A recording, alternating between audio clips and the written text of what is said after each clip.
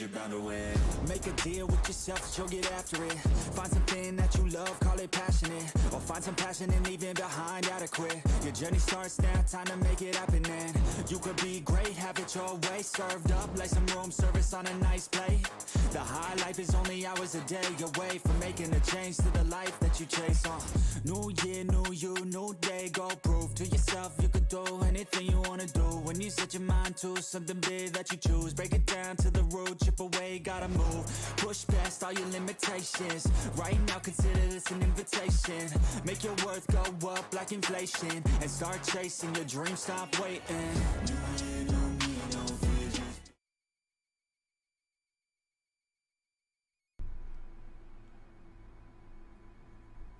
Konbawa, Ohayo gozaimasu. Welcome to another edition of the Marko Yamashita Show. I am your host, Marko Yamashita. Today we are working on our igloo for the Pina Pengin Igloo Community Challenge. Yay! As some viewers may know, I am a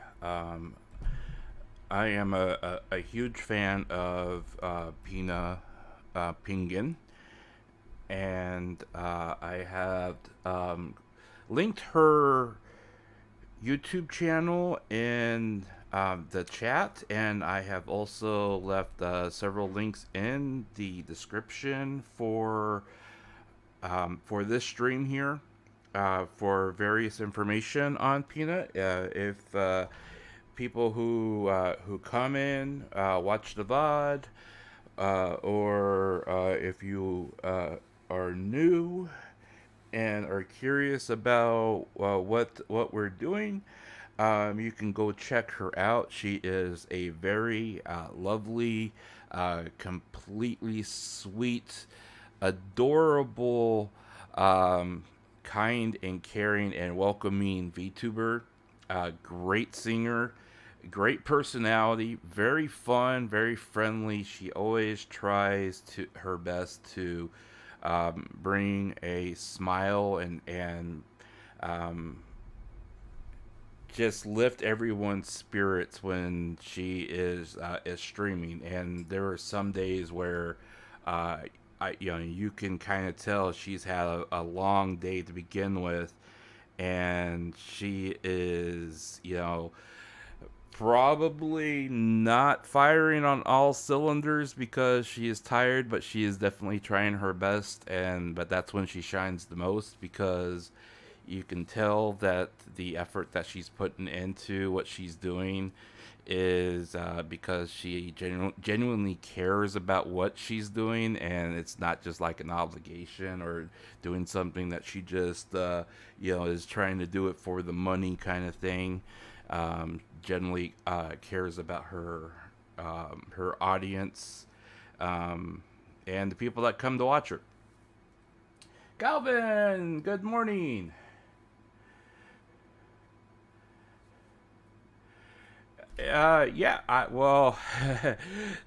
Funny story about that, and I better get back in here before I get booed out. So I have been fighting this ear infection for a couple of months now, and it's been very aggressive. And at first they thought perhaps it was a MRSA strain of infection, right? And they thought that perhaps it was antibiotic resistant, and that it was something that was fighting the medication that they had put me on. And they tried a number of different medications to try to clear it up. And then come to find out, they were kind of treating it wrong, because they were treating it as a virus.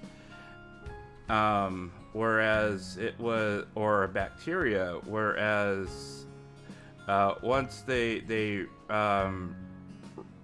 reran actually ran labs on it, um, they found out it was more of a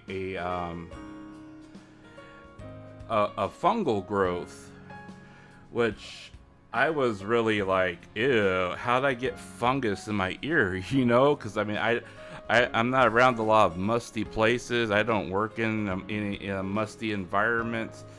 I don't necessarily have a lot of that stuff going on. And they said, well, since we've been confined in our inside so much, we naturally don't have as well ventilation, and living in an apartment building especially is can lead to it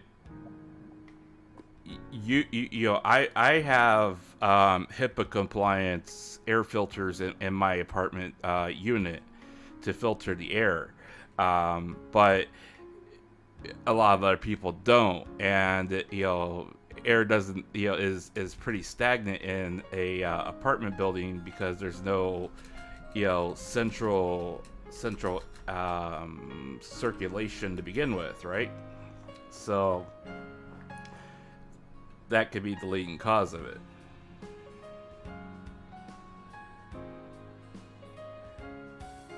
Yeah, exactly. So, they changed the medication, and it started clearing up, but it's been a tough thing to get rid of, and it's going slow, but it's slowly clearing up.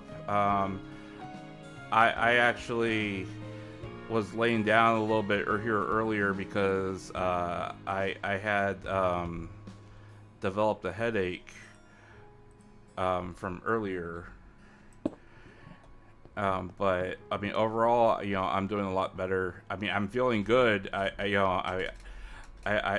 been pretty much going nonstop for all day today.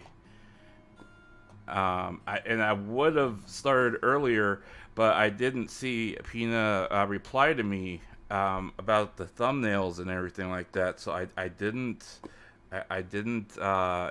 want to use anything without permission. And I also had a couple questions on the Discord here for the building of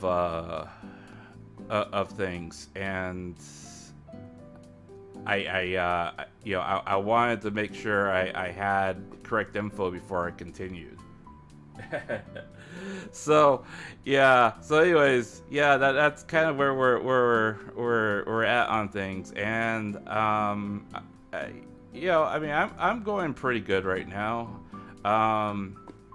I actually have a few things lined up this week that I really want to do. Like I said, I have High on Life installed.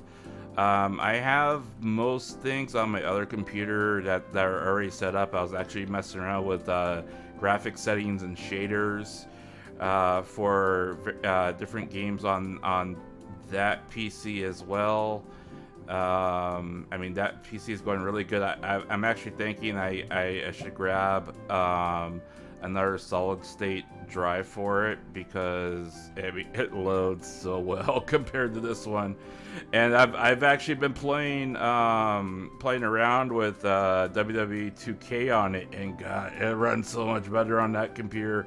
I mean, it's still a 2K game, and it's still janky as hell because it's a 2K game, but I mean, it runs a lot better.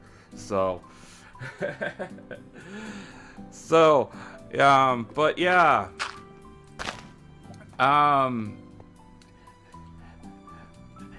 as you can see, we're not allowed to roam into other people's areas without their permission ahead of time. So I'm just going to kind of look from afar here. And as you can see, a lot of people have a lot of like really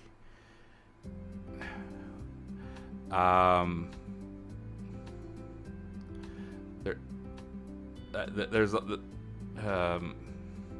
okay, some of these builds are seriously breaking the rules. I hope I wonder if they're going to, because we have a specific set of rules, all right? We're only supposed to allow that we're allowed to build up to a certain height and down to a certain depth, and we're not, and we each have a certain allotment, a certain chunk. You know, it's predefined. You know, once we can't go out of our chunk, we can't build over our chunk. We're prevented, right? Now Pina basically said,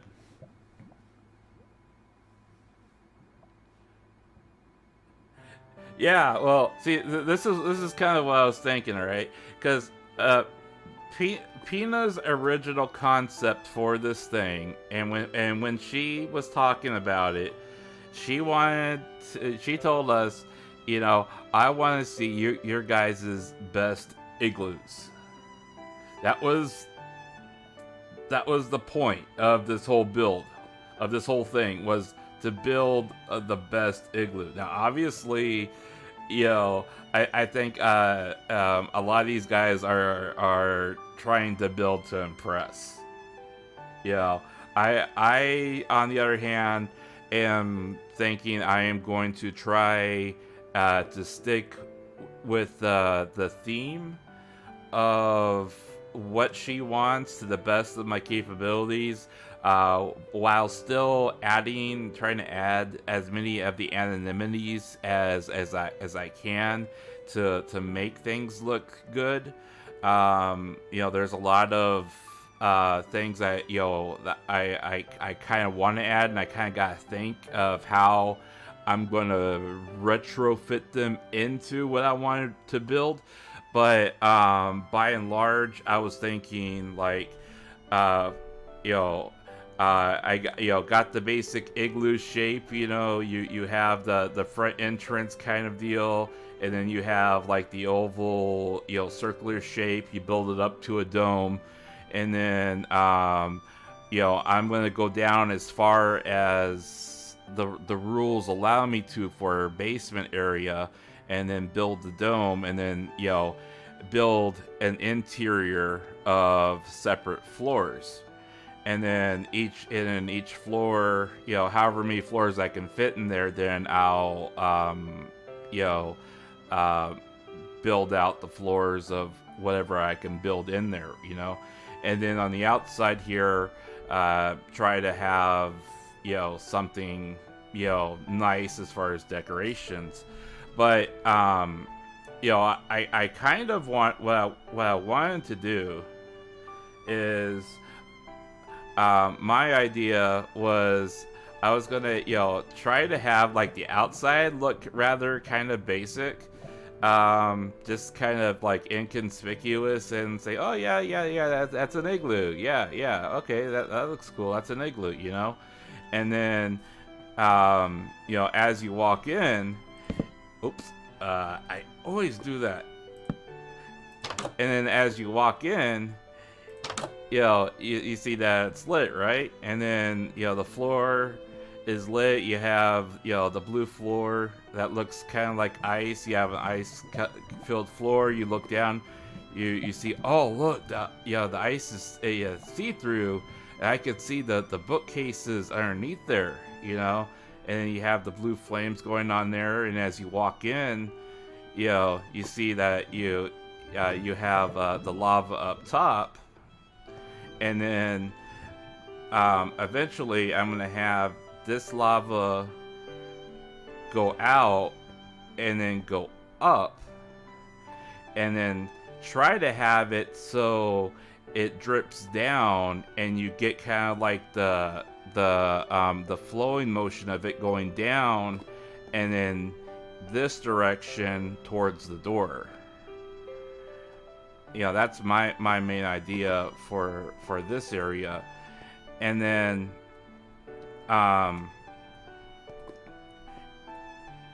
with trying to have,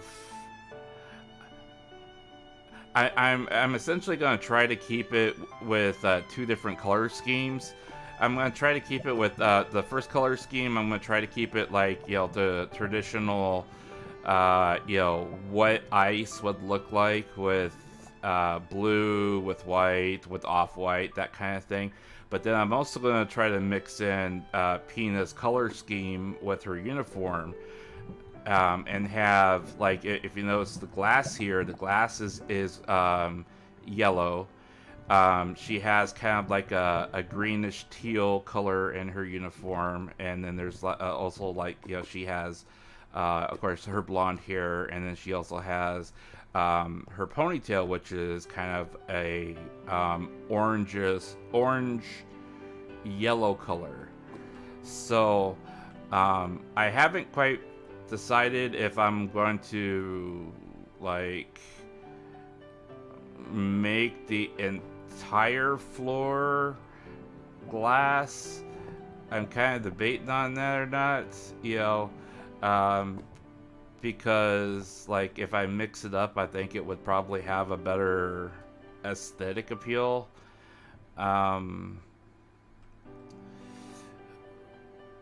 But the thing is, see, my building knowledge of Minecraft is severely lacking on a lot of levels too. So, you know, we're not allowed to, like, do any, like, major, like, hardcore, like, automation type stuff. You know, that's kind of like a no-go, but if we did, you know, if we do some, like, basic stuff, you know, like, you know, door opening, door switches, that kind of thing, that's obviously okay. But there's a lot of things where, you know, they really don't want us to, like, go, like, completely overboard and have, like we can't build like farms and stuff like that. You know, considering that we're all in creative mode anyway, so it really wouldn't matter if we were in have farms or not, you know.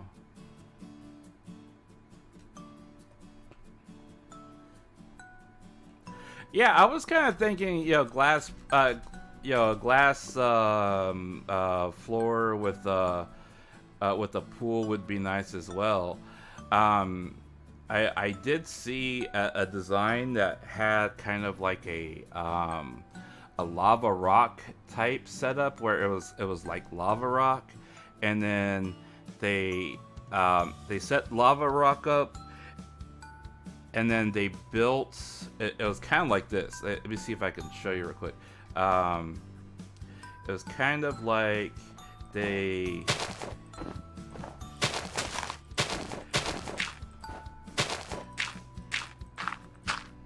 it's gonna be like a really dirty look to it, but it was kind of like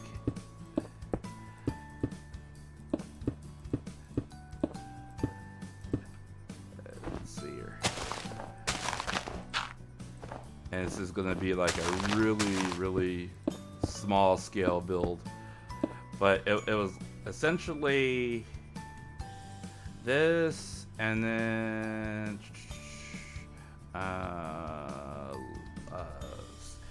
lava. Let's see, what is the magma? Yeah, magma. Magma.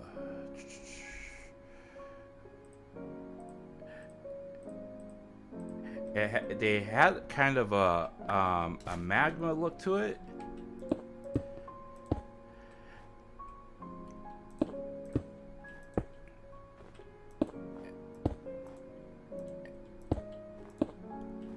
And then you know, they surrounded it like so, and then they had I believe it was wood planks. Was it planks? Not planks.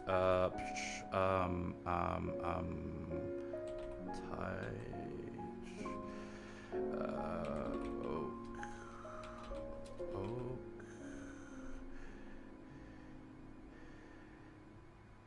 They had like oak slabs on there. I'm not sure if these will burn.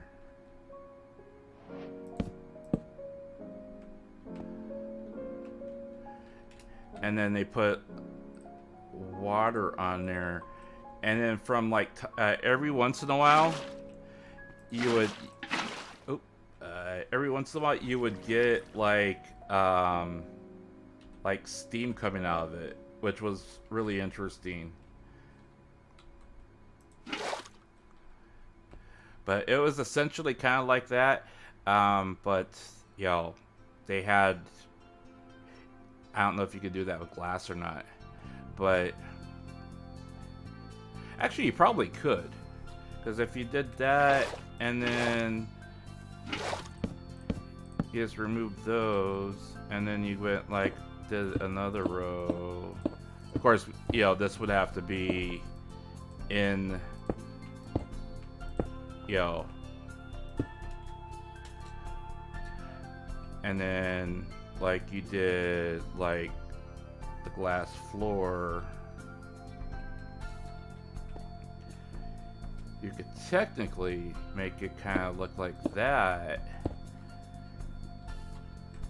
and then, you know, you could almost have like kind of like a little fountain type of thing where you have, it looks like a spring coming in, and then you can just kind of like having it flow in and then, you know, spill into here, and like it's filling it up like a natural hot spring, which would look really nice too. Yeah, and then of course it would look heated, right? And then you could just, you know, jump right in, you know. And you know, that would be kind of like your swimming pool or your you know, I mean that's actually kind of a neat idea. And if you, it's freezing over. No, don't freeze over.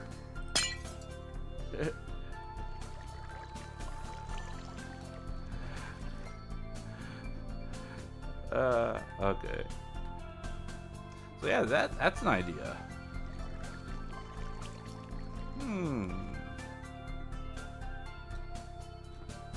Yeah, I'll definitely have to keep that in mind. I'm not sure where I'm gonna put everything yet either. I'm still kind of like ballparking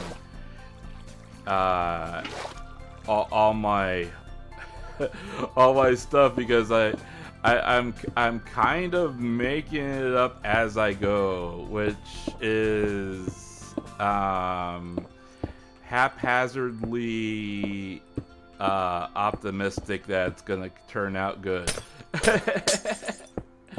But you know, I mean, I do still have like you know, a little bit of time left, so I mean, it's not like I'm at a deadline where I have to have it finished. But you know, I would like to have it finished before the end of the year, so to speak. So when the time comes, you know, when 2023 comes around, I'm just kind of doing touch-ups on, you know, trying to make it look pretty as opposed to still trying to plan everything out. Ario! Konnichiwa! Is her POV privated? Not necessarily. But she's trying to do her best not to look. That's why, like, like a lot of us, we like built walls so that she couldn't see. But see, a lot of these like a lot of guys her spot's over here, in the middle, and she's I don't think she's actually done anything with her. Well, maybe she has. We're not allowed to go inside each other's, but we can. Let's see here. I think this is.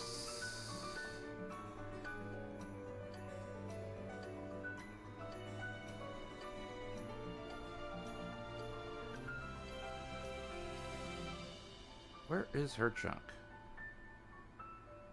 Let's see. Pang. Blue. Her spot was supposed to be over here somewhere. Or is it just this small little spot right here? I wonder if she... Well, anyways, as you can see... oh, yeah, this is Pina's. Okay, this is Pina's right here. And as you can see, she built, like, big walls around hers. And, like, I told her, I was like, you know, I put a big wall up on my side so she couldn't see what I was building. And she started building walls on hers, so... but, I mean... I'm...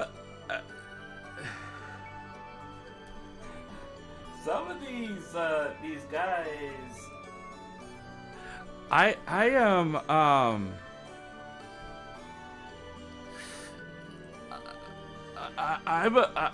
a little,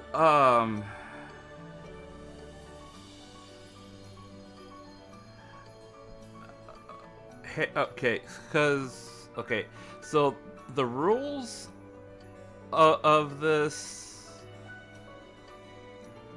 okay, so basically here are the rules, okay, so I guess these guys haven't, like, I know some of them have already got reprimanded, but I maybe they've fixed it by now. So we can go 100 high. And we're at 100 right now. Or 0 right now. So we can go 100 high. So 100 high, we could go...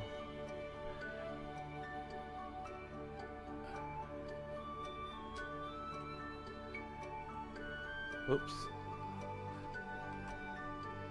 Some of these guys are definitely,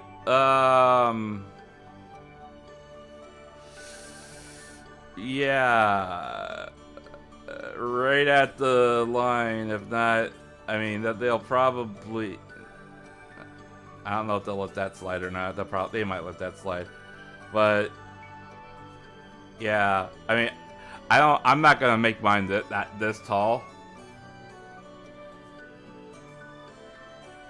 It doesn't help much when you can, yeah. Well, you know, I mean, one of the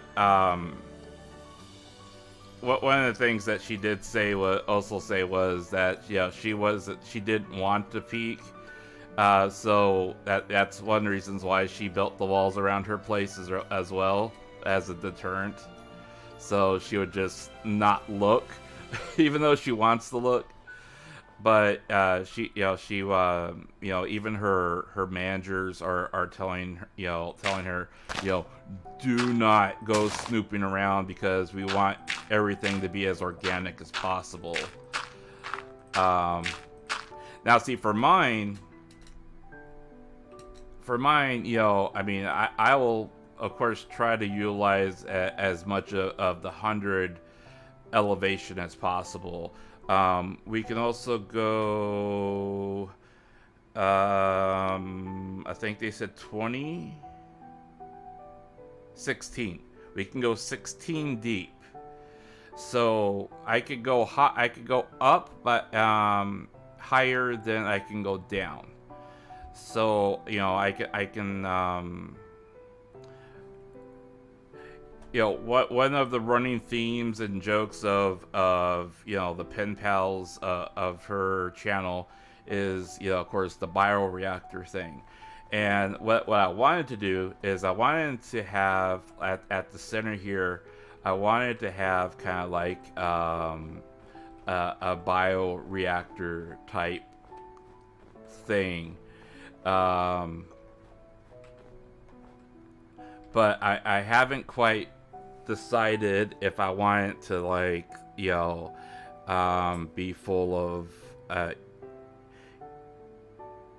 like have the basement maybe like at the very bottom have like the basement full of like lava and and that's like the bottom of the bioreactor type thing, and then like have kind of like like a floor, and then like have like a second layer, a second level of the bioreactor, and then have something there, and then like have kind of like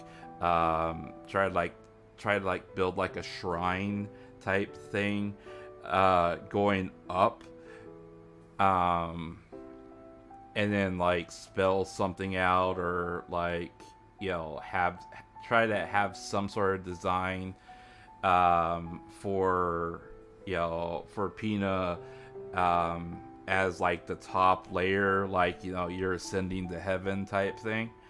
That's kind of what my thought was with building like that middle part, but it's just it's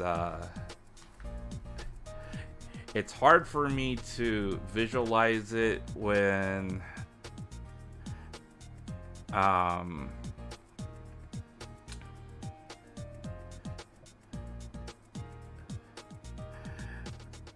I kind of just want to like I haven't really decided yet like how do I want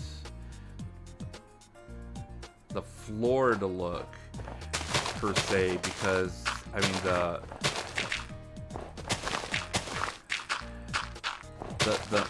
the floor itself is going to be the most important part for this layout. If I want to have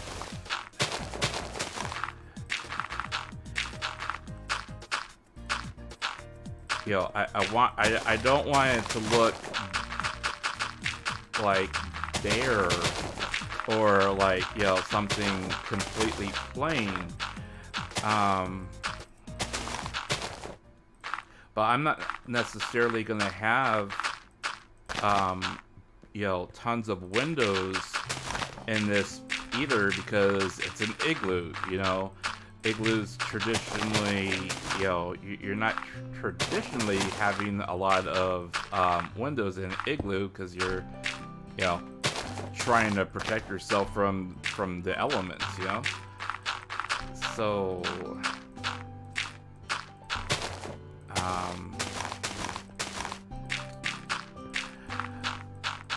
I think what again, one of my biggest weaknesses is I'm not sure, and I guess I mean, while I'm talking about it, I might as well look. So I know you have the torch, and you have the soul torch.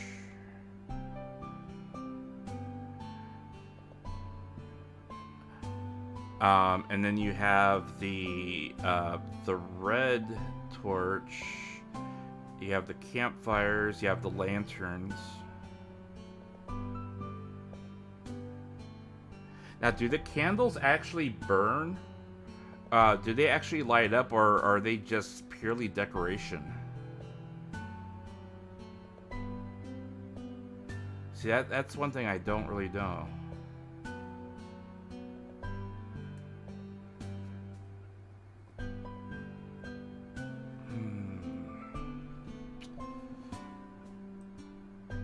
Let's see if we can find out.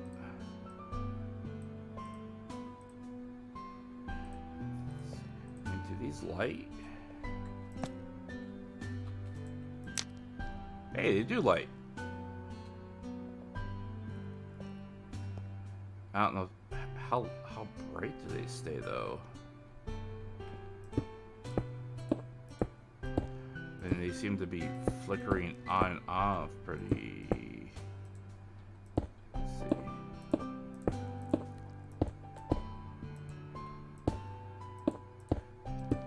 I mean, am I gonna like be able to count on this to? No, you're not gonna light up a room, that's for sure.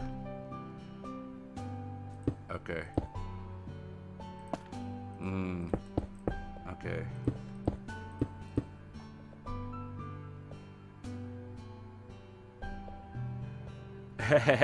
See, that's the other thing. I watched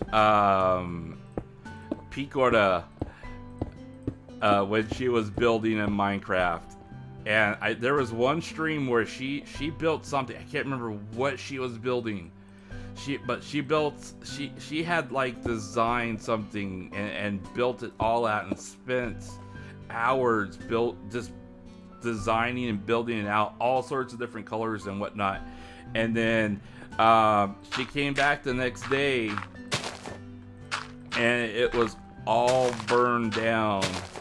And they don't know, they think either it something caught it on fire, either like lightning struck it or something, or you know, like a torch or something was lit or something, and it caught it all on fire and it all burned down.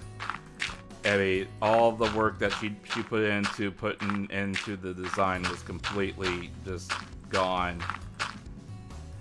I was like, and I you know, I mean, I think that's one reason why I keep a lot of what I do in Minecraft very basic, is because, I mean, like when I play Minecraft, I typically am on survival, and I know that them damn creepers are around and they blow things up. And I just like, I don't,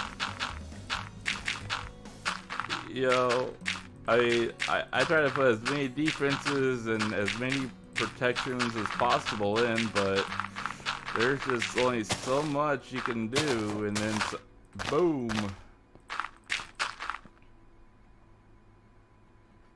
Yeah, it was wool. Yeah. Yeah, it was made out of wool, and it all burned down. It was so sad. It was so sad. It was really sad. I mean, you know, I would have been heartbroken if that happened. I would have been. I genuinely felt bad for her.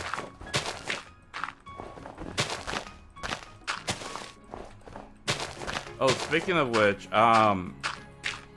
know, and not to get into anything too deep, because I'm trying. I really want to try to keep this this stream really light. But if you didn't see what I posted on Twitter, I'm just gonna put it out there as a PSA right now, since we are talking about Hololive, that there are potentially 2 rumors that have started circulating in the last 24 hours. One of them is really stupid and hardly anyone is believing it, but the other one is from our notorious dumbass that has been ruining lives for the last couple of years. And Umberto, konnichiwa. Pretty good. I was just doing a little PSA before we got back onto the happy stuff. Our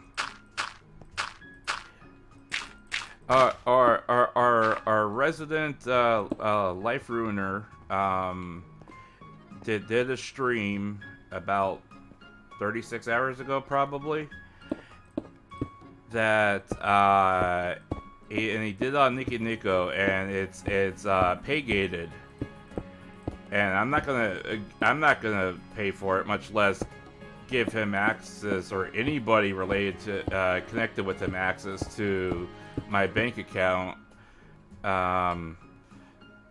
To pay to find out what he was talking about. But he had supposedly had some info on a potential scandal with a current HoloLive member. Now, last I looked, nothing had come up about it on any of the like gossip column websites or anything like that.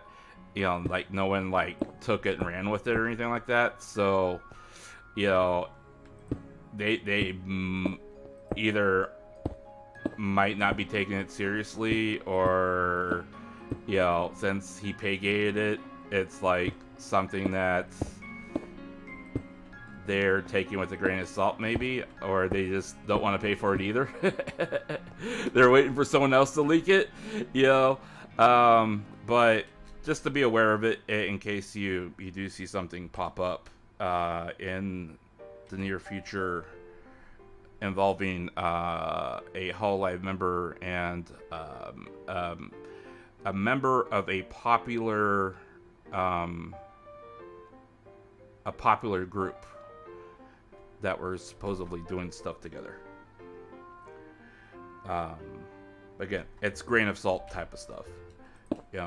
I don't believe it until like I see like evidence, and then even then it's coming from who. So, but also, did you guys see the info that I covered earlier today about Niji Sanji and their second quarter profits, and how well they did for this second quarter to finish out the year 2022? They have done significantly well, and I was like really blown away with how well they've done. And I was actually thinking to myself that if a publicly traded company like that is doing that well, I'm hoping that agencies like Prism and other smaller ones are doing just as well, for their talent as well, because I mean, Prism seems to be growing at a pretty good rate. Pina's channel and her numbers have been going up. It seems like a lot of her gen mates are also doing extremely well, and it seems like a lot of the other small agencies have been seeing some sizable growth as well. So I'm very encouraged by what I'm seeing.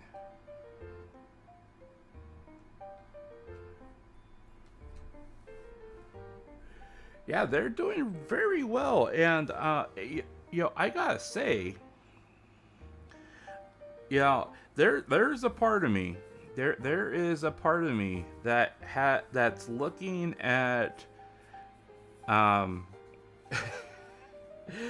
that's looking at Niji Sanji and knowing that they're a publicly traded company on the Japanese stock exchange, and that their stock goes, I think, somewhere around the lines of like $40 to $50 a share. There's a part of me that kind of says, I wonder how many shares you have to buy to be able to buy into the company and have a stake in the company. You know, 'cause I'm guessing they might have, have a certain amount where they say, you have to buy in as certain amount. But even if you're like a small stake shareholder, I mean they're growing pretty good, and you're actually buying into any color. You're not necessarily buying into Niji. You're buying into the everything else that they're doing as well, and they seem to be doing pretty well.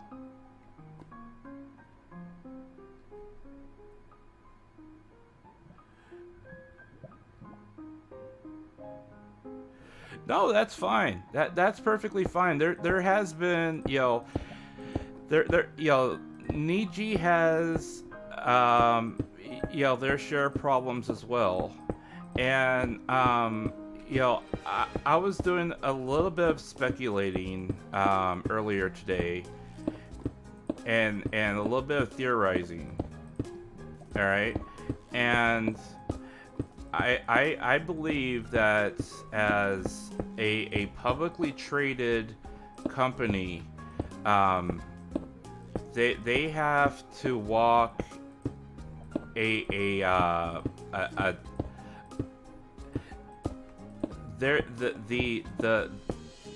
actions and reactions that they have are going to have to be drastically different when it comes to things, when you compare them to Hololive.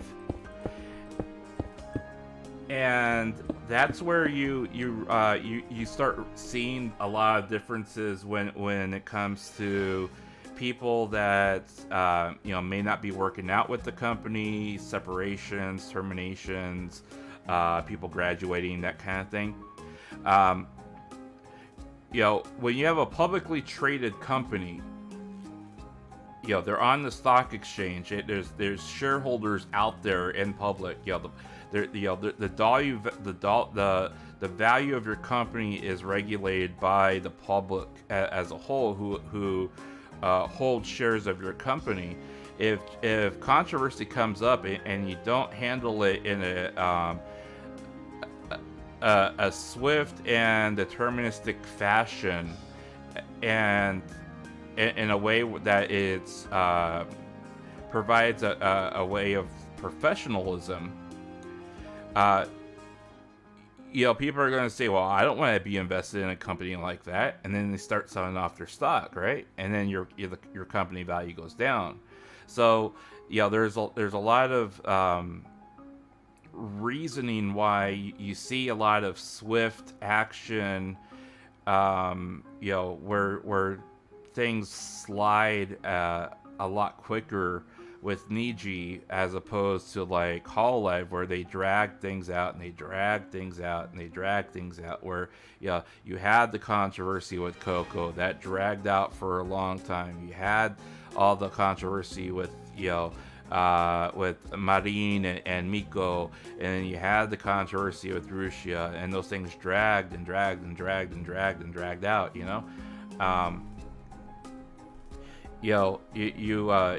have those things happen, but they, as the difference with Hololive is they're privately owned and privately invested companies. So as long as you make your private investors happy with whatever business decision you ultimately take,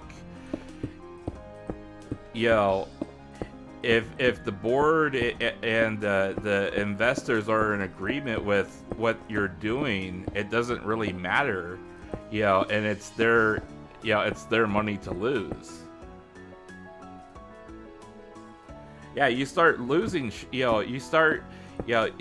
when you have people selling off shares and devaluing your company, it's a very big difference. So Niji has to act a bit differently in public when it comes to their decisions. Now that's probably why you are also seeing like this most recent separation with this with the male VTuber. I think was it was it Akuma?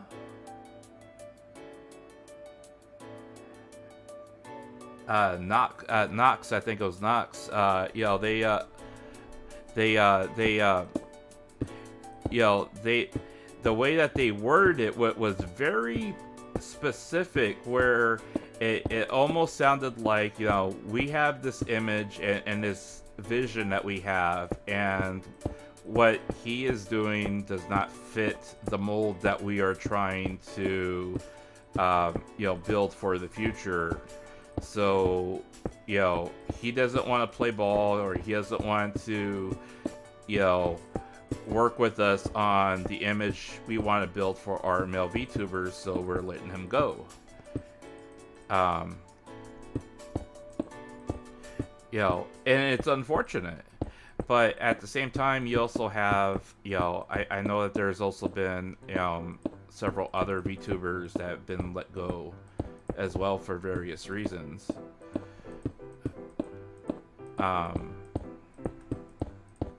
But, you know, we also have to keep in mind that, you know, a lot of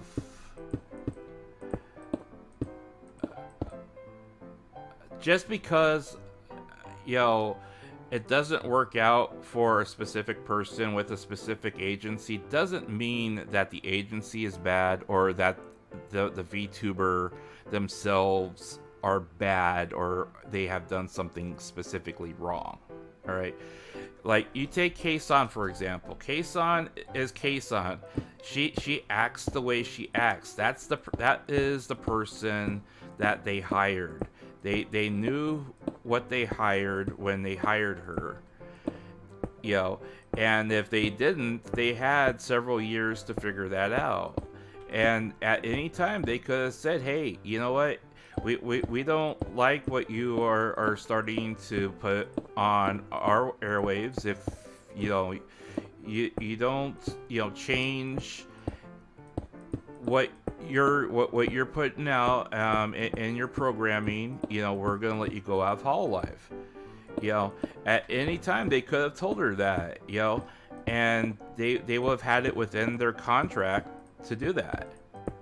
They own that contract, unless there is something specific in there that says, you know, that they have some sort of agreement where she has to literally do something dastardly in order for them to fire her. You know, they own the contract. So it's not like Hololive and Covercore didn't know what they hired when they signed her on.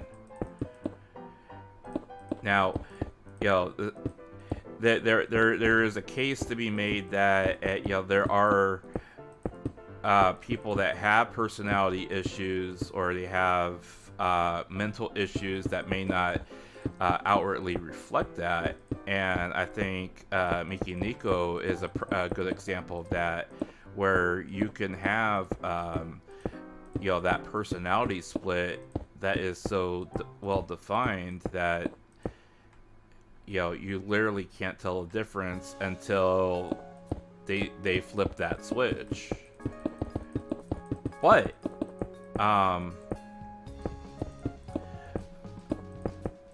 I think Niji has done a relatively good job, you know, as a whole, at least trying to handle their business when it comes to a lot of their controversy, even if,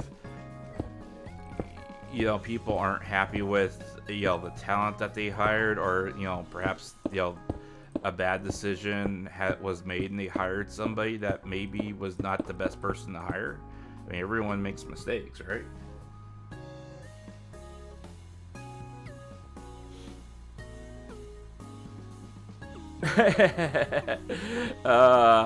Yeah, I think Yago likes money too much to fire them at this point.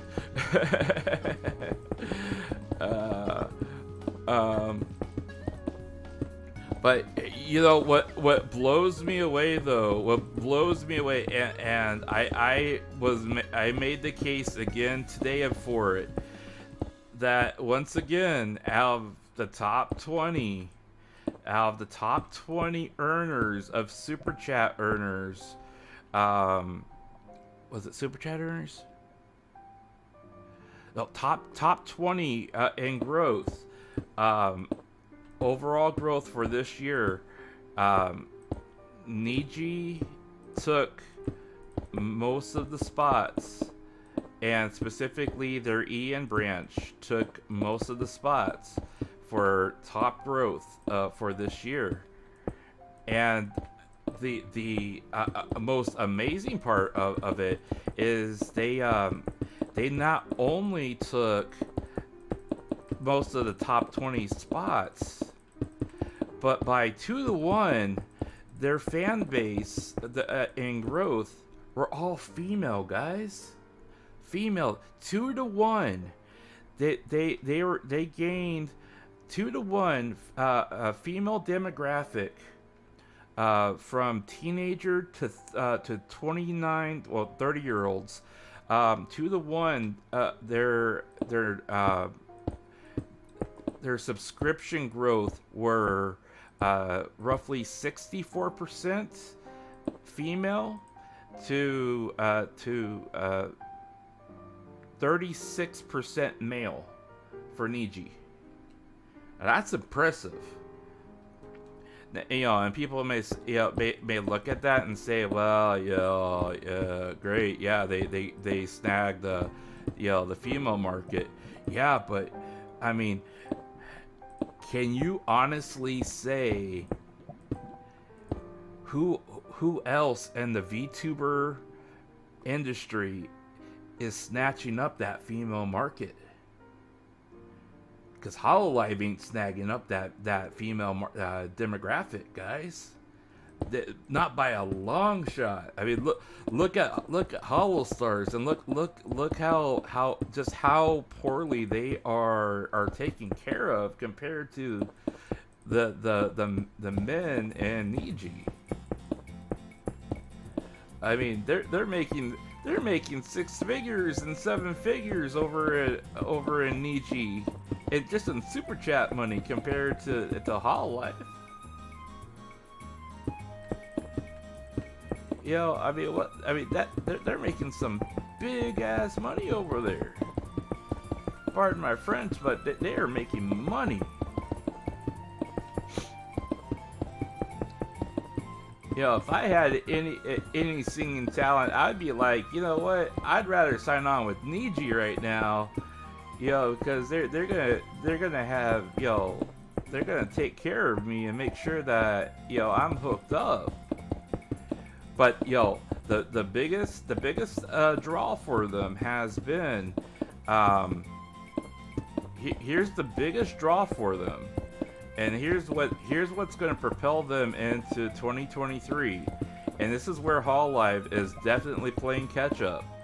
Is they are tapping into that female market. They're snagging up them teenage girls to 30 with them male VTubers, right? And when you look at it, they're all bilingual. Every single one of them. All the ones that debuted, all the ones that broke top 20 as far as growth this year, all the ones that like are bright shining stars that most of them, the ones, especially the ones that outgrew Gargura this year, and Gargura was the highest net growth Hololive member this year. As far as net growth, she was the highest one again this year, right? And you had Niji, you had the boys in Niji like ranking higher than her. That's impressive, right? Every single one of them bilingual. They tapping into that English market. They tapping into that Japanese market. And that's where Yago and Hololive are that's where they fell behind, because they focused squarely on that Japanese market. Now they did that, you know, they did this, you know, end of year kind of little push for English, right? But I took a quick peek at the end of year stats, and they aren't pretty as far as growth goes, because their biggest gainers and their biggest draws, you know, you look at Gura, you look at Mori, them two specifically, you know, the biggest high profile ones, their growth for this past year has come crashing down, and that's with Mori getting that big record label. I mean, you'd think that would like propel her even further and jumpstart her even, you know, even bigger, but you know, net growth in Japan's down, net growth worldwide's down. Same thing with Gura. Kiara always seems to find some way to keep growing, and I find that very impressive with her. I really respect that. I feel sorry for her too, because I know she got bronchitis right now. And man, she sounds so sad. I wanted to cry when I heard her trying to talk, when she was apologizing for having to cancel Hollow Talk with Kanata because she had bronchitis. But I'm like, girl, you gotta take care of yourself, you know. I mean, that's why I disappeared for such a long time, because, you know, I was like, you know, I could be stressing out about, like, you know, trying to, you know, try to stay relevant or whatever. Try to keep myself visible, whatever. Or I could take care of my health and come back, you know, healthy. And I mean, that's what I've been trying to do, is keep, you know, be able to come back and do a fresh push for 2023, you know, healthy, and have you know, everything set up so I can actually have, you know, a good solid start this year. Wow, that's deeper than I thought it would be. That's gonna be a good basement, though. I mean, I could actually put like the bioreactor like right square in the middle.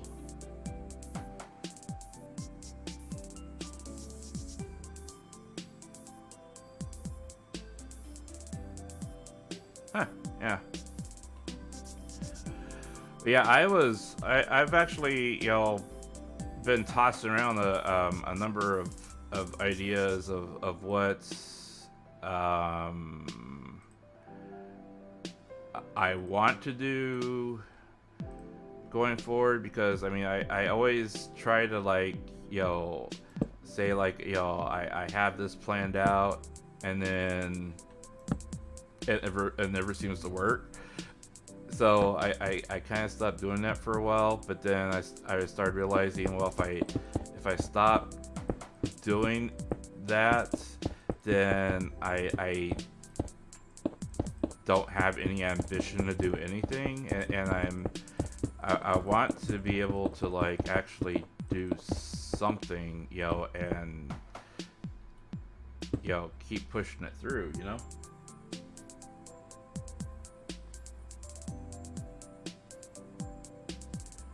I love it. I love how Callie always sticks it to her haters through her music, you know. And I I want to be like completely honest. I really hope that she continues to stick, you know, you know, stick it to them through her music, and she doesn't let like, you know, emotions and anger, you know, cause her to lash out at people, because it is so easy. I mean, even me, as somebody who, you know, barely has a presence in most cases. Okay, so that's their chunks. You know, in social media, it is so easy for me to lash out as well, and I catch myself doing it so much, you know, and I gotta just remind myself, you know, just walk away, you know, just, you know, I mean, they're not worth it. But there's sometimes where it just, you know, you know, it pisses you off, and you want to, you know, you feel like they're attacking you, and you want to say something in response to it. And I'm getting better at it. I'm getting a lot better at it. Because I used to, like, be really bad at it. And Callie used to be really bad at it too, you know, where she would start trying to argue with them. But I hope she continues doing it with her music instead, because that girl has so much talent. And man, like I always said, you know, there's a part of her that wants to be treated like a lady, and every time she wants to let that part of her out, you know, and like, you know, be more mature, it's like she gets dragged right back down to hell because of all the aunties out there, you know. I mean, that's part of the reason why she like, you know, had that whole, you know, I want to look dolled up and, you know, with this red dress and my hair down kind of thing, you know. I mean, you know, you want you want, you know, you want to look like a lady, you know. You want to be treated like a lady, you know, especially when you know. I get it. Hell, I would love to treat Callie like a lady too sometimes, you know. I know she would hate it because it make her feel embarrassed, but, you know, I mean, I think honestly that there's a part of her that is grateful that people do, like, you know, give her that kind of love and attention, but then there's that other part of her that's like, you know, okay, that's enough, you know. I can't enjoy this too much, because if I you know, I can't get comfortable with it, because, you know, I know I'm gonna get dragged back down to hell sooner or later, you know. And that's kind of the world she lives in, you know.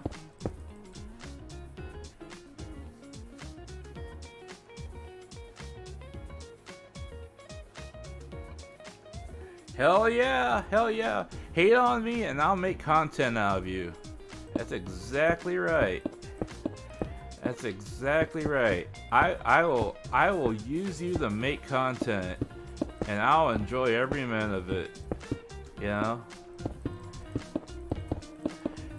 And that's a, you know, you know, and the ironic part of the whole thing is, you know, I could either make content out of you, or depending on depending on the country, I could actually probably file charges against you, depending on the country, and depending on the state, even depending, you know, with some of the laws that might come in effect here in 2023. So I mean, you got that to look forward to as well. So,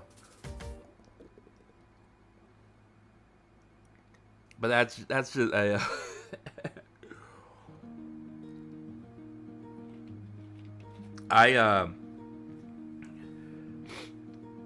I am also constantly reminding a lot of fellow VTubers as well that they have these haters that are out there, and I'm like, hey, I mean, you have especially the ones in Japan. It's like you have recourse now. You have a lot. You're able to if you have evidence, if you have the ability and you have evidence, you can push this stuff. You could either if you could either do something about it by bringing them into attention to where you profit off of them, or you can go after them, and you can go after them either through making content, or you can go after them through the legal system. There's any number of ways you can go after them. There's always options out there, even if the options are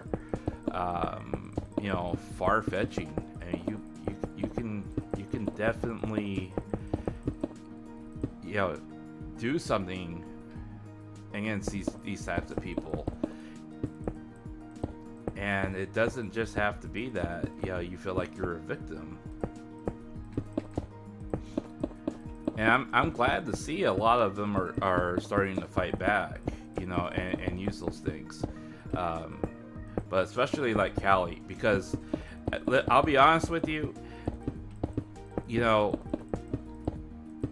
I really wish, and this is the honest to God truth, I really wish Callie would do it more, and she would she would come out and say, look, my fellow VTubers, my fellow sisters, my fellow brothers, whatever the case may be,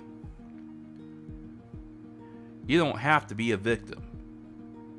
This is what happens to me on a daily basis, and this is what I'm doing in response to those haters. Now, and she can say, I may not be perfect. I may lash out at them from time to time. Yeah, I'm human. I have feelings and emotions, and sometimes they get the better of me. However, by and large, if I'm gonna fight back, I have ways of fighting back. And one of the ways I can fight back is through my music. I mean, there are so many VTubers out there who, are aspiring, music writers, right? They want to make original songs and they want to, do original content and all this other stuff. It's like, hey, do what Kelly does. I mean, it doesn't have to be, it doesn't have to be rap. It doesn't, it could be hip hop. It could be, country music. It could be, R&B. It could be any genre you want it to be. But, if you're addressing your haters through those songs, that's what matters, right? I mean, if there's anything that songwriters from the 60s through the 90s were able to teach us, was that you're able to put your message into a song and sing it out there in the open, and people will get it, and they can address that generation. That generation will understand what you're singing about, even if the larger population might think you're not necessarily singing about what the actual topic is. if you're able to put that double meaning, that twist in there, it could be a message on multiple different levels. And that's why a lot, there was, you had those songs in the 60s where, hell, when they were singing Puff the Magic Dragon, they weren't singing about an actual dragon, you know what I'm saying? And and his name wasn't Puff. They was singing about a different kind of dragon that was puffing. You know what I'm saying?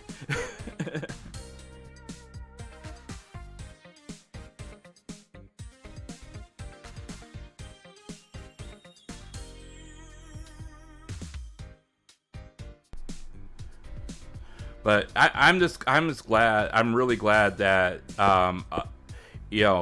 artists like and I'm happy to call them artists as well. That like Maury, Pina, and a lot of others have been able to, compose and distribute their own original songs out there as well. Because let's be honest,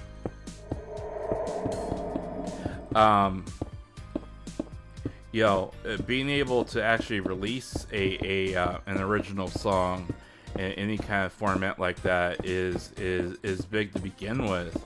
Can you imagine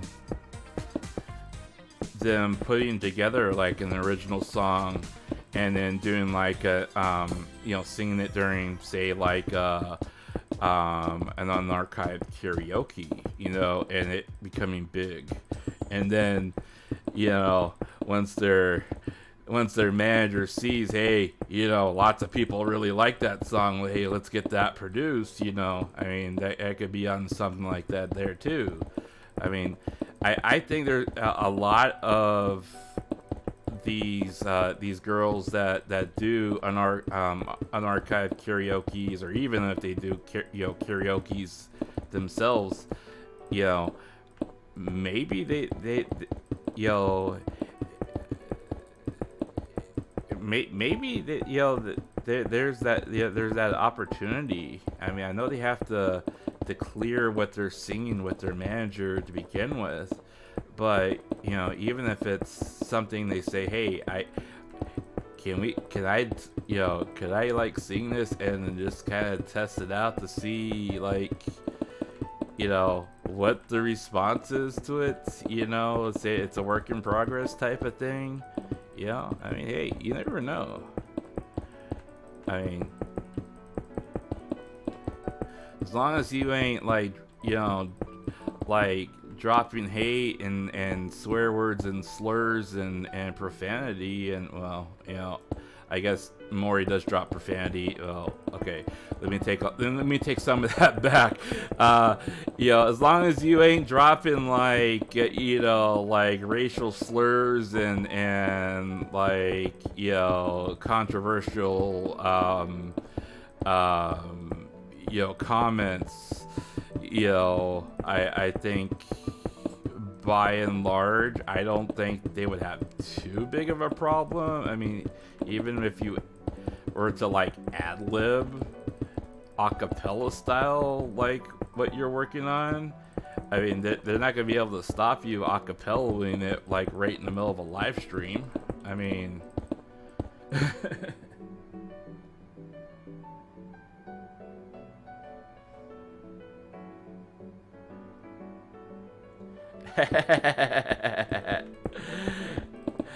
Yeah, you gotta love it.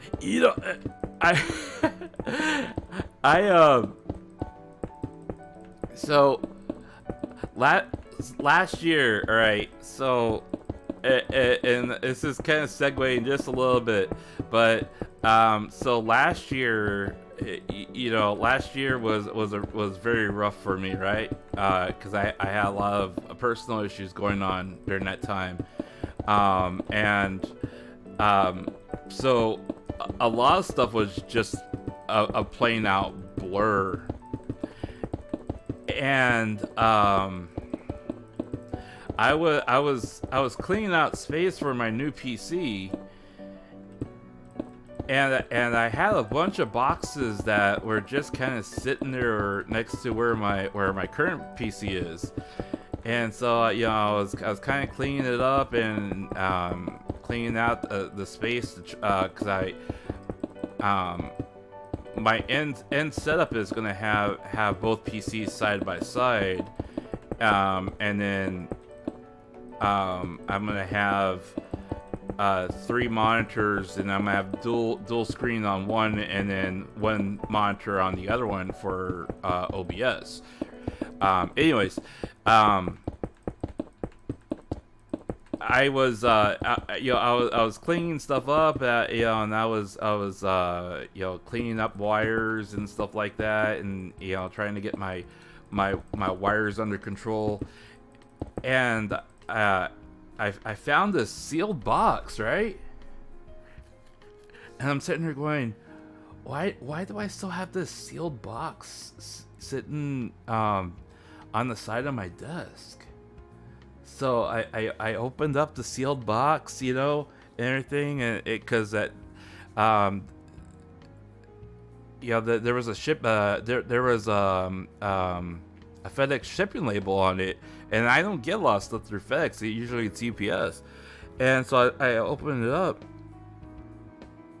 and I had completely forgotten that I had bought Callie's vinyl album from last year. And I still had it sitting there in the shipping box, and I was like, "Damn," because I mean, like, I started kind of crying a little bit because, like, I started remembering, like, just how emotional I got when Callie released that vinyl album, right? And it was her first vinyl album, and I was like, yay, look at that, so I got that sitting up here now along with all my other VTuber stuff. I'm slowly getting a small collection here of VTuber stuff, which is kind of I need to have a bigger shelf for it at some point.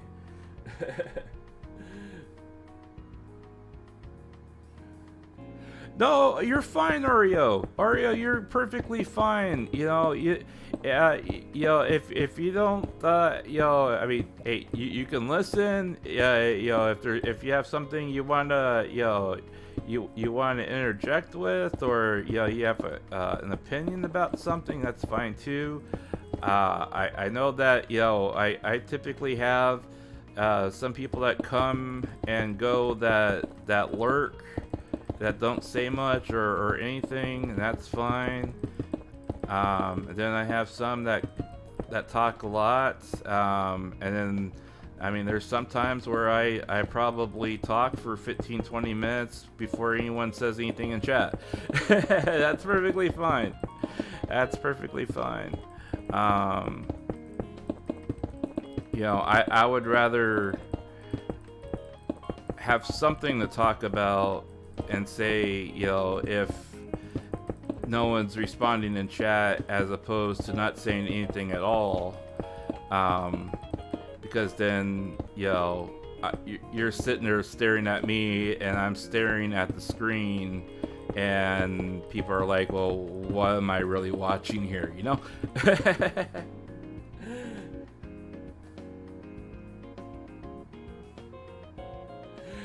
Yeah, they're monitoring me.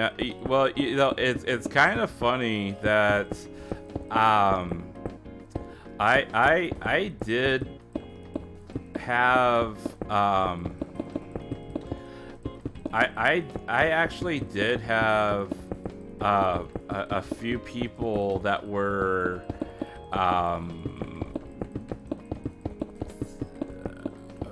listening in on what I was saying at one point,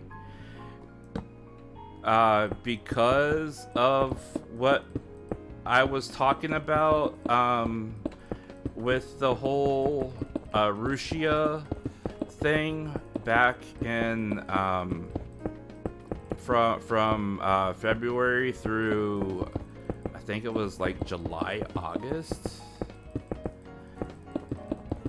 I never got threatened with anything. However, I did get a lot of immediate manual copyright claims from Cover themselves and not their automatic subsidiary. It was straight from Cover themselves, which I found extremely ironic. But it wasn't like, you know, they were just looking to get profit off of it from you know, from ad revenue and click through monetary versus, like, you know, because I mean, I'm not monetized, so I mean, I wasn't gonna earn anything off of it, so. But you know, periodically, you know, if I do something that is say, like, you know, like for instance, you know, this is, you know, community event for Pina, which is, you know, ultimately sponsored by Prism. You know, I mean, I you know, operate with the understanding that Prism, you know, may drop in to monitor what I'm saying and what I'm doing, so as to, you know, not, you know, slander or bring anything against Prism Project themselves, which is perfectly fine. You know, I'm not going to do anything to intentionally to damage, you know, Prism or Pina's reputation. You know, God forbid. Pina has been way too nice to me for me to do anything like that. And I mean, I'm actually now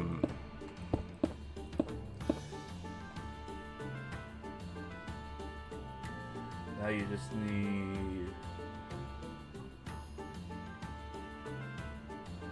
I thought about buying those as well. I did not have the fund at the time to buy those. Otherwise, I definitely thought about buying those vinyls. I was like, oh, I really want those. But then, but this is gonna sound really silly, but then I so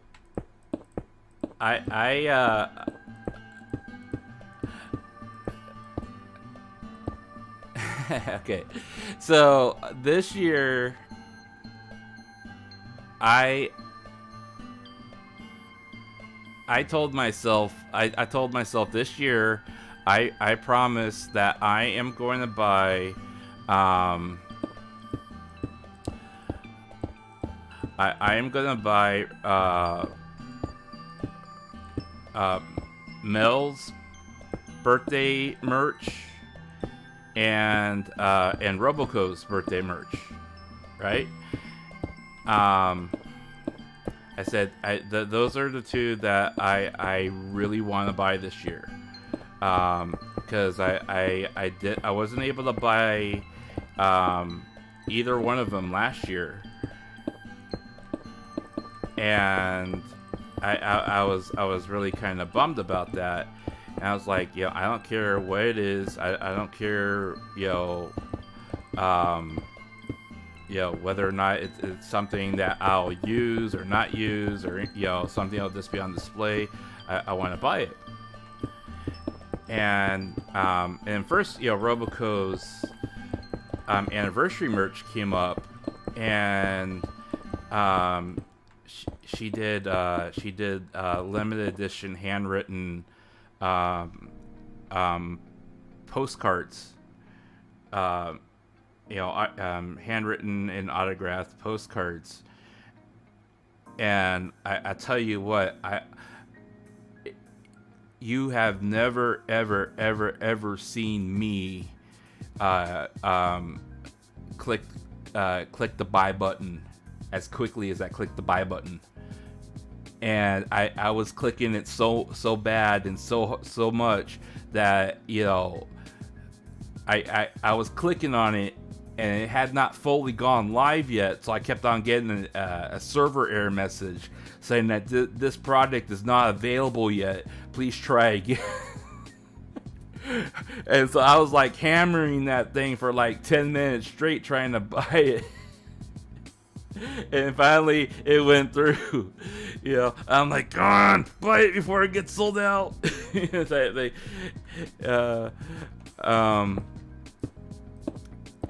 And then so I got that, and then I actually passed on Mel's anniversary merch this year. I bought hers last year since I couldn't get her birthday merch. But then I also bought Roboco's birthday merch and her birthday merch. And so now I have I now have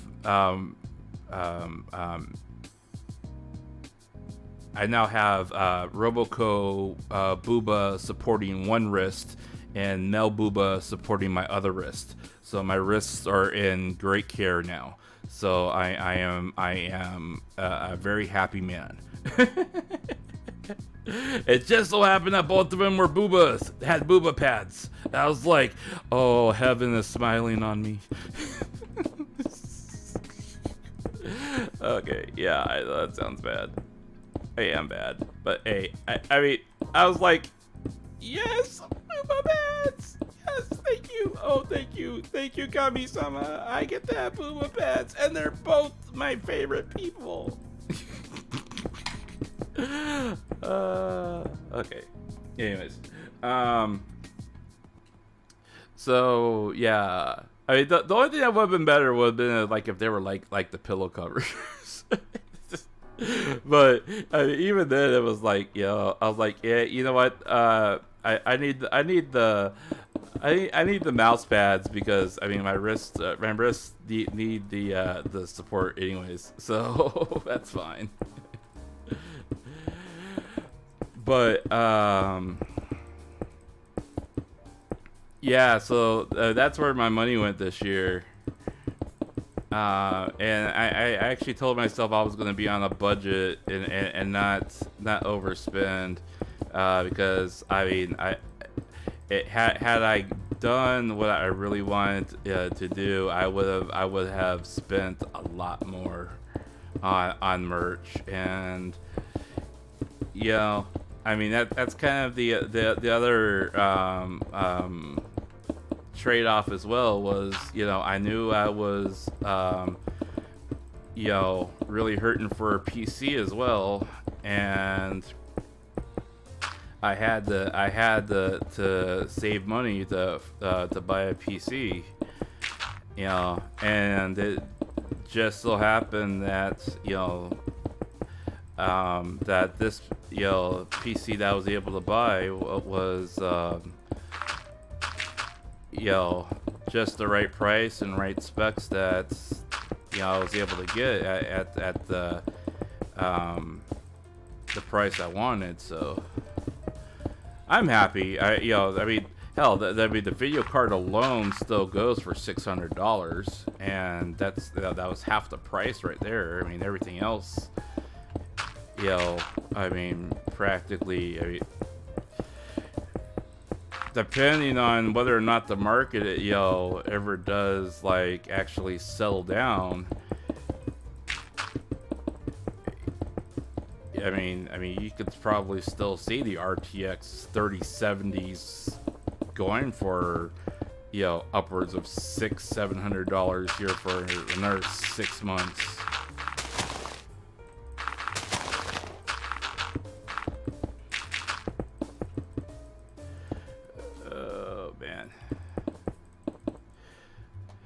That is way more blocks than I thought I was gonna have to clear out. Wow. That's a good chunk that cleared out though. Wow. I'm gonna have myself my own bat cave here at this point.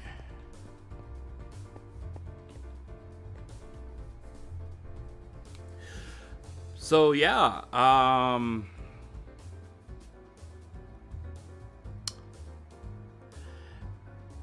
what was I gonna say?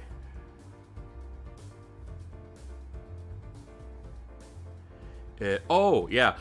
So back to people like actually monitoring the channel. Yeah, I had a number of people monitoring the channel off and on, and I knew that was going to happen.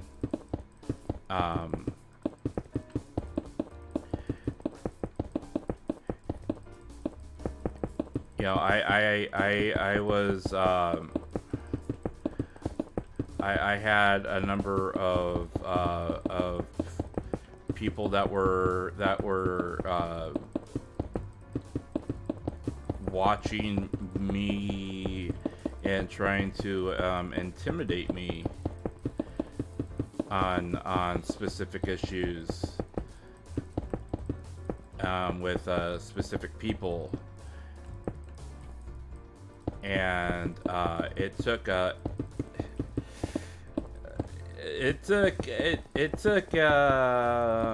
bit of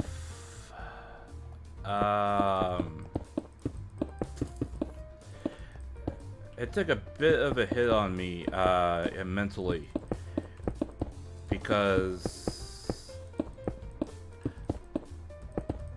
you know, it's one thing for them to come after me, but once they start threatening to go after and damage people that I care about, you know, it becomes a different ball game, you know. And once they realize, hey, you know, we could use this person as leverage to get me, then it became personal, you know.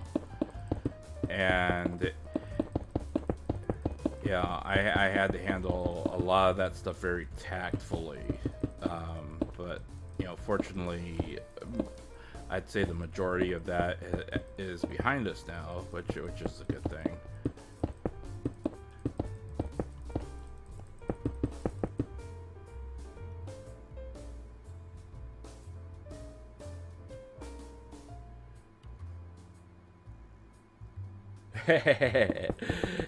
Yeah, I can always make a lake, you know, which is very, you know, I can make one gigantic lake, and it's like draw like a big fish down here, and it's like, yeah, you have to like catch the big fish. I seriously doubt, like, you know, anybody of significance other than maybe like Prison Project's manager, or maybe content mods are dropping in. I mean, I told them that I was going to be streaming my build publicly on my channel, and you know, they've already set their community guidelines about publicly streaming. So you know, and I told them, I was like, you know, I don't care if you guys come and copyright claim my, you know, my streams. It's not, yeah, you know, I mean, I already told Pina I was gonna plaster her name all over this, because you know, this is ultimately for her. It's not for me. I'm not getting anything out of this. I'm just putting my time into it, you know. I mean, yeah, I'm making content out of it, but it's not like, you know, it's not like I'm making money off of this, you know. I mean, I'm getting the gratification of making something that hopefully will impress her. That's about it. I mean, I'd rather. I'm hoping I will make something that'll make her happy. That's what I'm getting out of it. I that's the most I hope I could get out of it.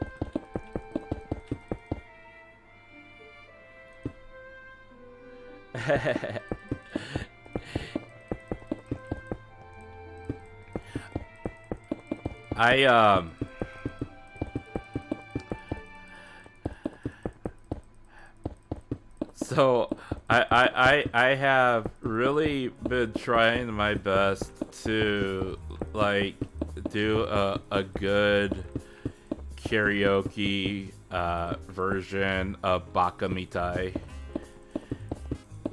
And I am just not confident in my singing abilities to like be confident in anything I record. And so it's like I am like, no, that's terrible, it's terrible. And I know people always say, you know, it's fine not to be happy with, you know, nothing that you do is gonna be perfect, you know, or anything like that. And if it's perfect, then it's wrong. Because like, you know, the best artists know that perfection is impossible. But I mean, it's like, you know, I have no confidence. I just have zero confidence, and it drives me nuts. You know, and it's like I know it's like, yeah, you know, people are gonna like, you know, say, oh, you know, you suck, and it's like, I know I suck. You know, and I know it's gonna happen. And like I you know, but at the same time, it's like I really wanted to do it and like have it accomplished, so I could say I did it. Ugh.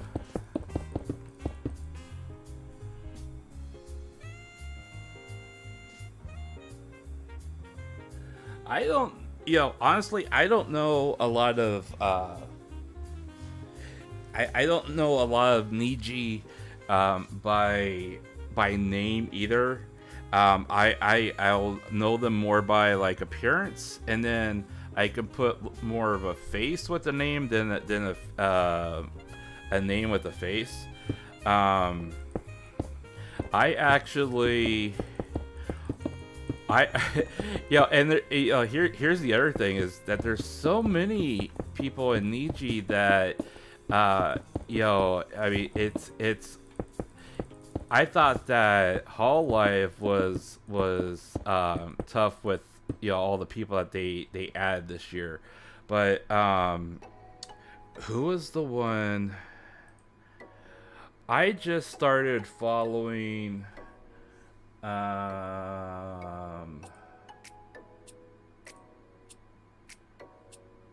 What was her name?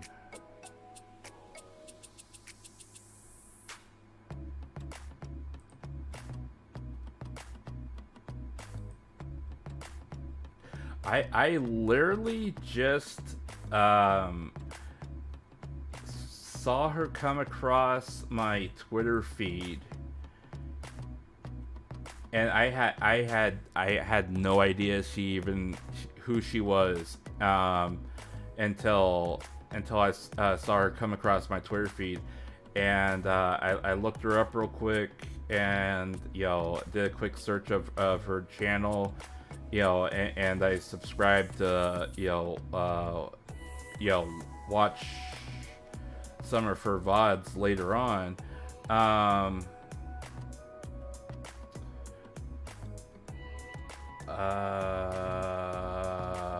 What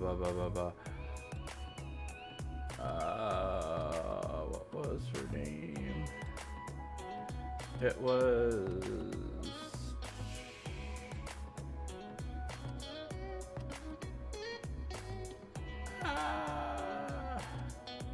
This is what I hate about the freaking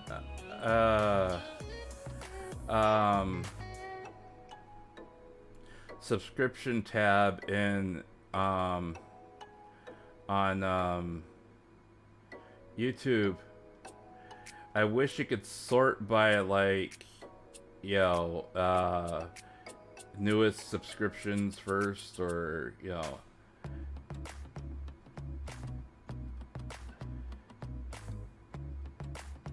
I wish you could sort these better. I really do. Oh, I know how to do it. Scroll up. Up, up, up, up, up, up, up, up, up.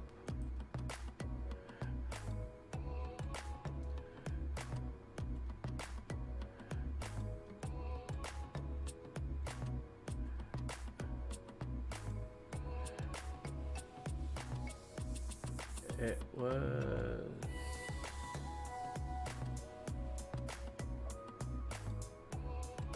What? She should be in my... It should be in my history. Why is it not in my history?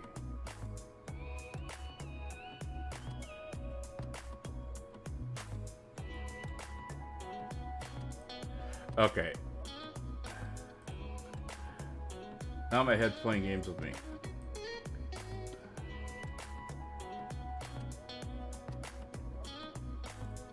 Well, anyways, I I literally like just stumbled across one that I had never even saw before, and I saved her to my subscriptions to look at later, and now I can't even find her. And that's gonna drive me nuts. Because...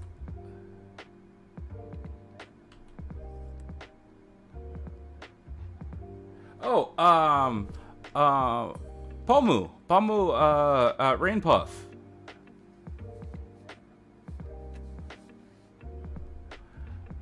I did not even know who she was until today. And she just crossed 600,000 subscribers.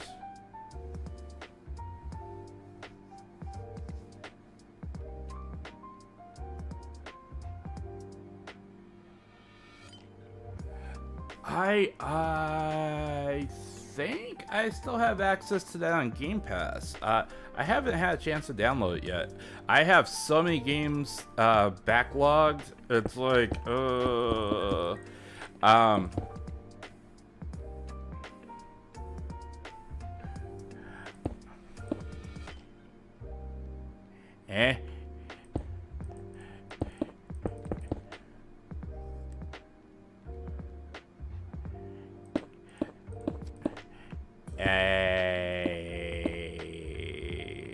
Nani?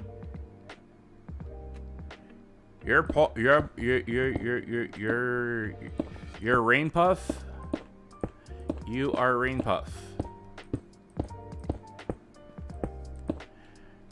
Have you been secretly like hanging out in on my channel this entire time, and I have not told me that you stream on a regular basis?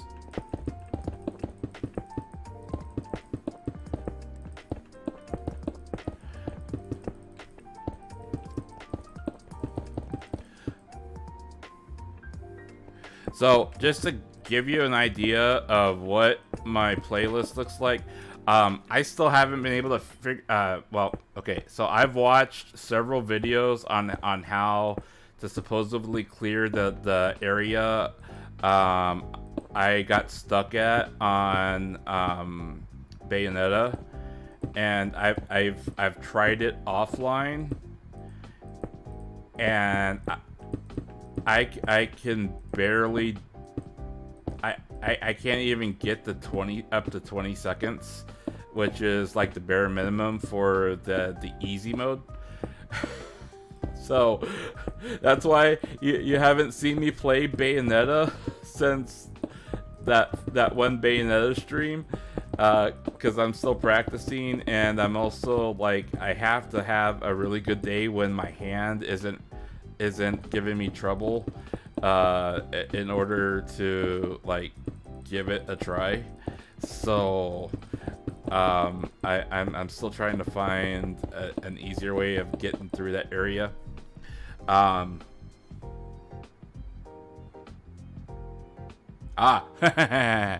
Gotcha. Okay. I was like, wait a minute, you, what? Why didn't you say something? But just to give you an idea of what my backlog looks like, and what I'm planning on streaming, either this week or coming up. So I want to try High on Life. Probably not going to do that tonight, because I've already started clearing out the basement in here. I might as well finish clearing that out, and then kind of like game plan how I'm going to do the basement and build that up, before I end the stream, for day one on this. I got Crisis Core on PC. Alright, so Crisis Core, I have never played Crisis Core, so that's on the agenda. I want to stream that this week. So we got High on Life, we got Crisis Core. I gotta finish this. Plus, I wanted to try to do the entire trilogy this month, but that's probably not going to happen. So I at least want to try to finish Bayonetta 1 this month, if nothing else. I also where is it?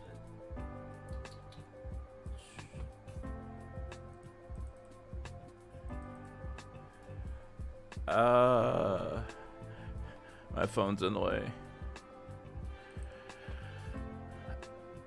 In addition to that, new Phasmo patch dropped, Tempest dropped. I haven't tried that yet, which was a major update. I haven't played Phasmo online since playing with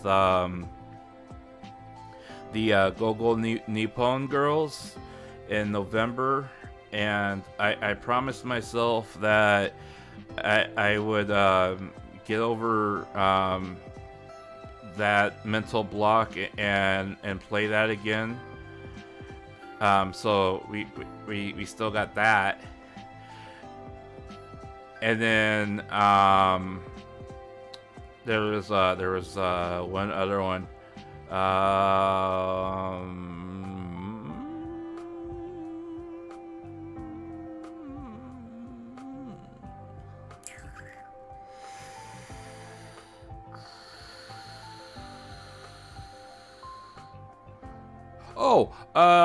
So I do have Ultra Deluxe Stanley Parable, and I've never actually played the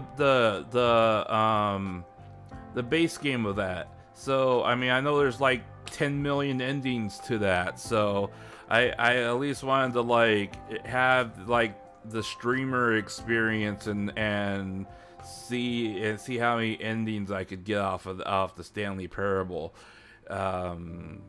I know I'm not going to get all of them in one sitting, but it would be nice to at least get have the streamer experience and do that as well, so I mean, I got 4 games on my backlog here.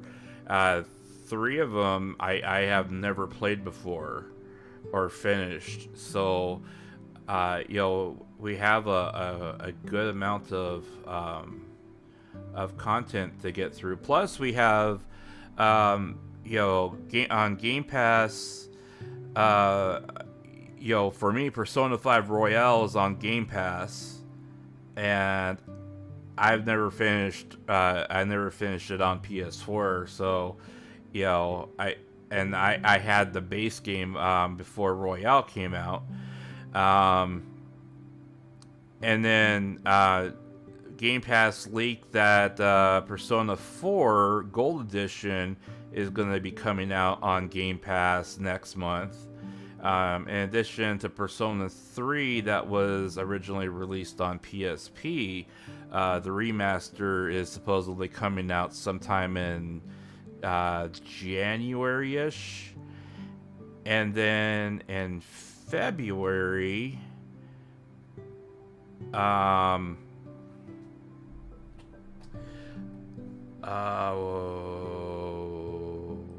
was that? There was a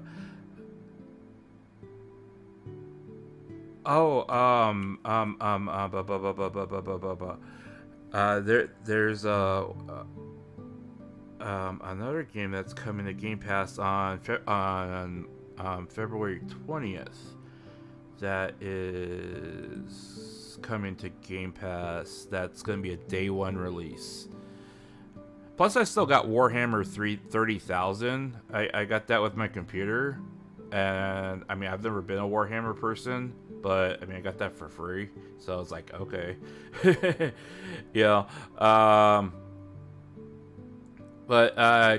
Coming to Game Pass.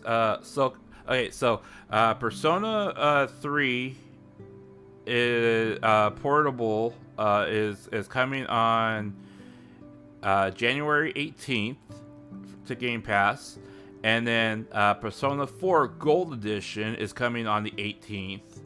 Monster Hunter Rise base. I'm not sure if it's the base or it doesn't say Sunbreak.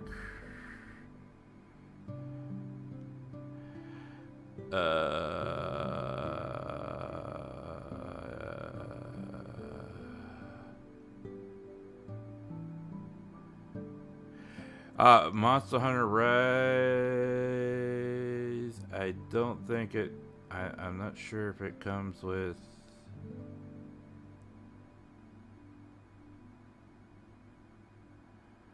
It doesn't say whether or not it comes with the expansion, but Monster Hunter Rise is coming on the 19th. I'm not sure if I'm gonna get into Monster Hunter Rise. I can never get to. I mean, I have it on my Switch, and I can never get into it. I don't know why. But yeah, Atomic Heart is dropping on February 20th on Game Pass. It's day 1 on Game Pass. So I'm like, you know what?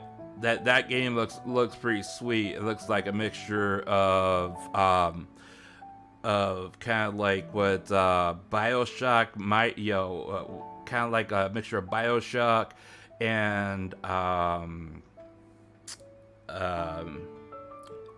Dead Space, kind of like, in Prey. It kind of like looks like a mixture of all 3 of them. So I'm kind of excited for that, and it's it has that original IP type of flavor to it. So I'm hoping it's good. I'm really hoping it's good. And then a relatively unknown, but it's starting to make a lot of buzz. That game called Wulong is coming out on March 2nd, and that's going to be day 1 on Game Pass as well. And that's supposed to be like Monster Hunter / like almost like samurai slash it's Wulong Fallen Dynasty, so you're gonna have your mixture of like dragons and then like three kingdoms, like like Romance of the Three Kingdoms, and it's made by Team Ninja. I mean, it looks like, I don't want to say it looks kind of like Elden Ring. They don't pass it off as like Souls like, but it had a lot of the trailers look more like it's like Monster Hunter-ish, where you can have like multiple people co-op, online co-op, 2 to 5 people. So, but then you can also play single player. So, that's dropping in March. So, I mean, that looks pretty good as well. So, I mean, there's a lot of stuff that's coming up here, and and who's to say what else gets passed along, kind of like in that window as well. So I kind of I don't want to like overly. I already have like a lot in the backlog as well. And there's a bunch of other smaller indie games I haven't even tried yet. Like there's kind of like Animal Crossing type game called Coral Island that was on that's still on Game Pass. That where you basically like are making like your own like tropical island paradise type thing. I haven't tried yet. That's supposed to be kind of like a laid back simulator type. Build up your island, build up your perfect paradise, build you do all your Animal Crossing type stuff. And there's a few other ones as well. So yeah, I mean, I think that at least I may not hit like every single one of those like popular games that people are playing or anything like that, but I mean, I'm also one of those people that I can't be the type that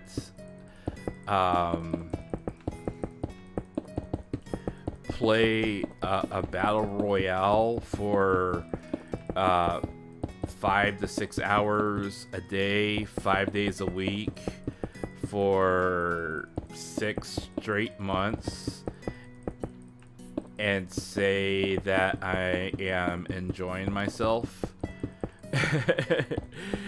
Because after a while, the repetitiveness, it just gets so monotonous. That's how I burned myself out playing Final Fantasy 14, and even with like Genshin Impact, I burned myself out just doing the constant daily grind over and over and over again. I mean, I sometimes only play 1 or 2 hands of Mahjong, because I don't want it to feel like it's an obligation or something I have to do on a daily basis, even though I know it's good to continue to to practice and not get away from using that kind of strategic type of thinking.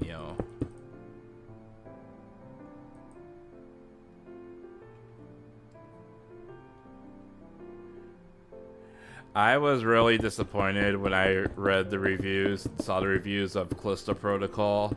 I was really sad. I was like, you gotta be kidding me. A lot of people were, kind of like, no, it's a good horror game. It's this and that, But one of the reviewers always trust the most is Skill Up. He always seems to give very honest reviews, and most of his ways of thinking tend to fall in line with how I play my games as well. Not always, but a lot of times, his ways of valuing games and weighing things tend to fall in the same categories, in the same weight values as mine. And so I waited for his review to come out, and I was so disappointed. Cause I was about ready to buy it. Yeah, I was like, you know what? I couldn't jump on the bandwagon when Elden Ring came out because of my PC limitations, and I didn't want to get capped at 30 frames a second on my PS4, and so I missed out on being able to stream that. I was like, I was about ready to pull the trigger and say, you know what, I'm just gonna buy it so I can stream it. But I'm glad I didn't.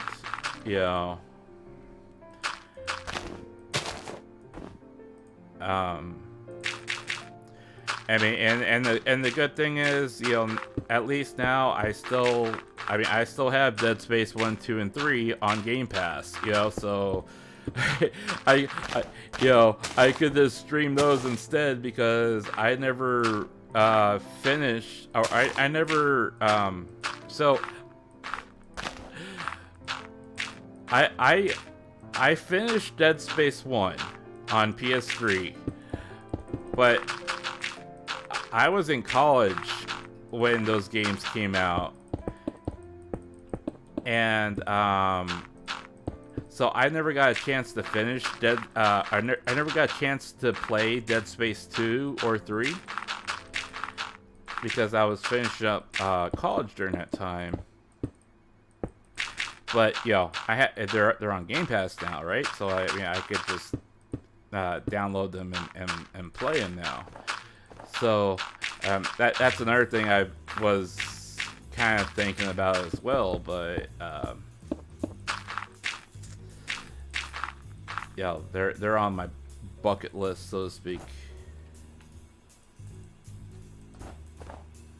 Even though I heard that Dead Space 2 or Dead Space 3 was not as good as the rest of them, because it was built with co-op in mind, and it was the mechanics were very unbalanced.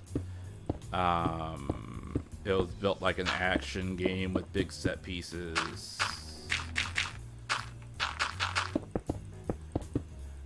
I heard that it does.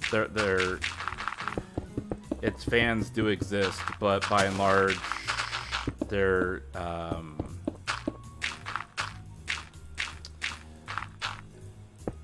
there's a lot of people that just feel like Dead Space got into where like Resident Evil went into. And they're like, they lost the plot of what made a horror game a horror game.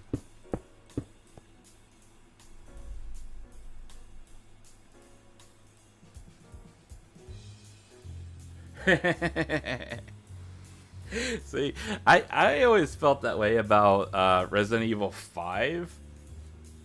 And the main reason why I felt that way about Resident Evil 5 is because, like, I hated that co-op AI.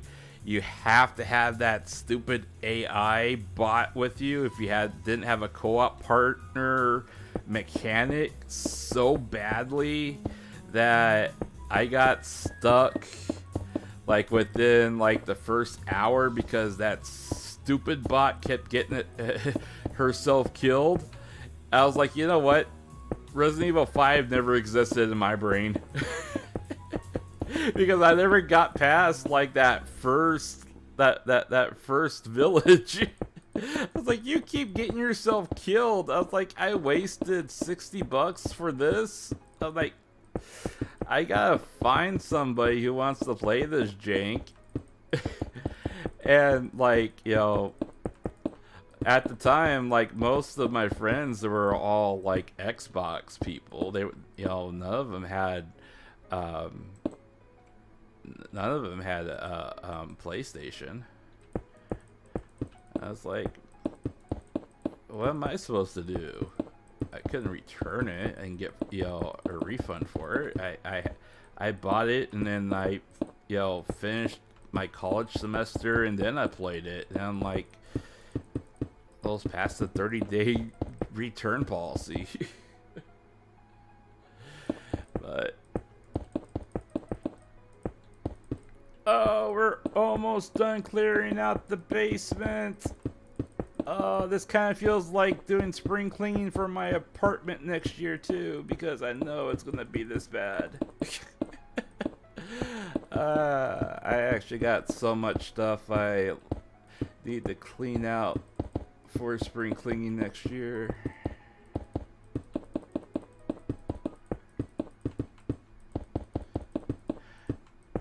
I have bought so much new stuff for myself this year. It was a very expensive year. New PC. I actually bought my 35-inch monitor at the beginning of this year.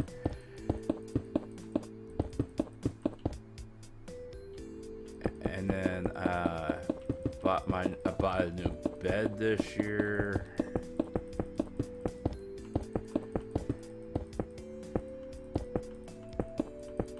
New computer, new bed, new TV. Gosh, I spent more money on myself this year than I spent on myself for like the last 5 years combined.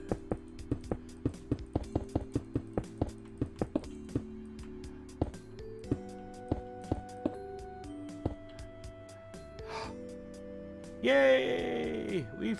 Oh, wait, no, oh, we still got that much left. Ah, you suck.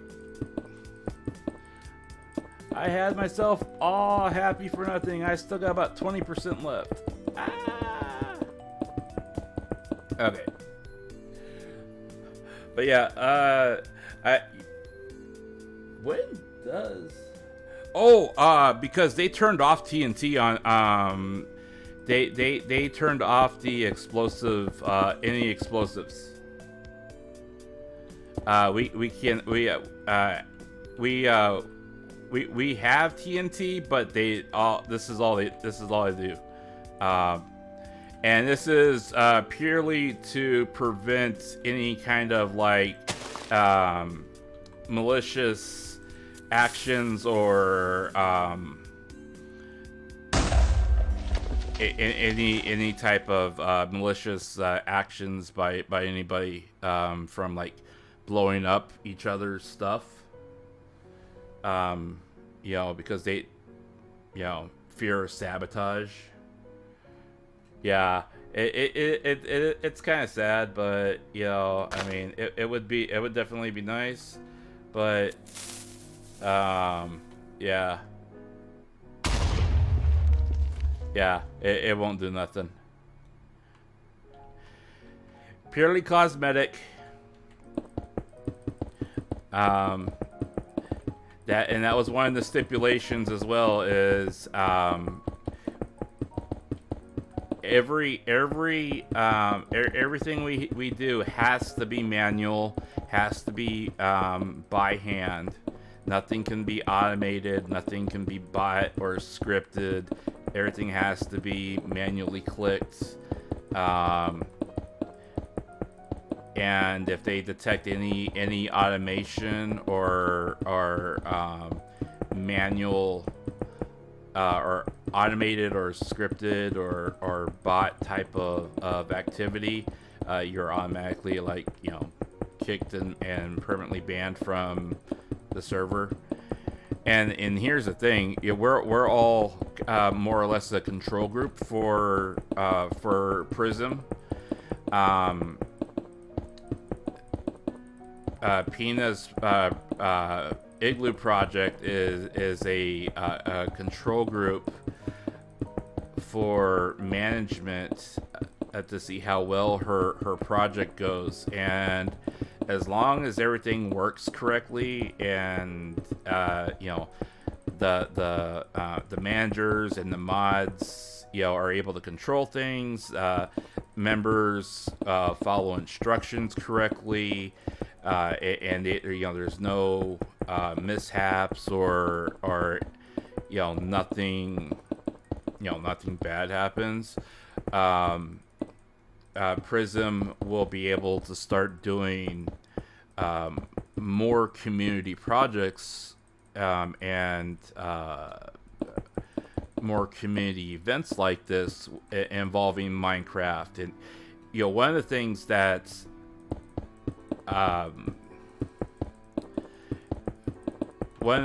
that the community's been begging for is they've been begging for a public server that that they can build, that people can build on, and that the girls can come visit, and and we could go visit what they build and stuff like that, kind of like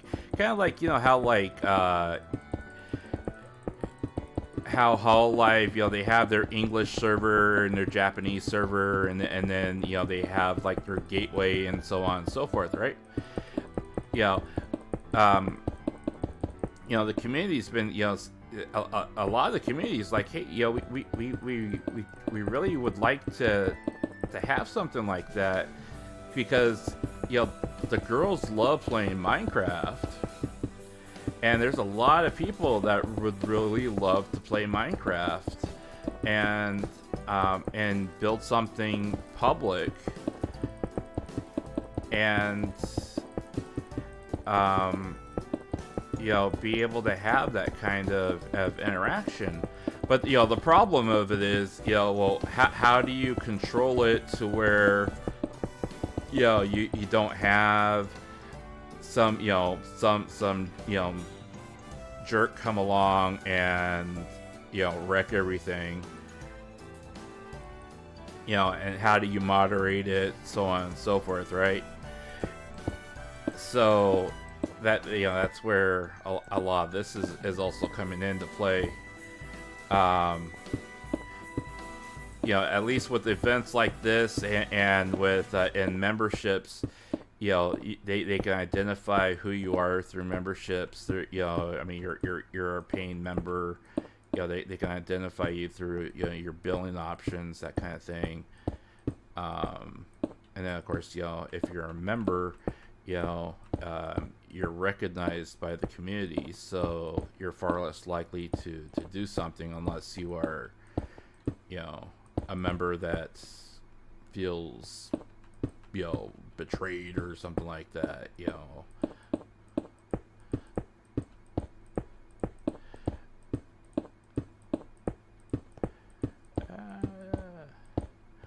think my playlist finally ended. So yeah, but I mean, it's not that bad. I mean, if I have to do it manually, that's perfectly fine with me.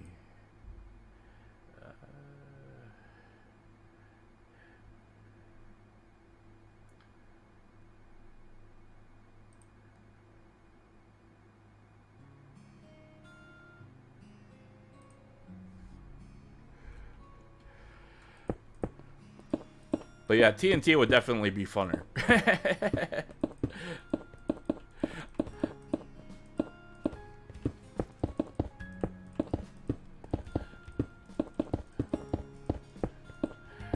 I actually, as a side note, I actually like to go on CurseForge and just try the various different types of mod packs that are on there. because I mean, there's just so many different things that people have built or created with Minecraft that you never get to see regular streamers or VTuber streamers, I should say, actually play, because most of the time they're building their own stuff, or they're creating their own storylines with their agency, or their co-workers, or whatever the case may be, right? So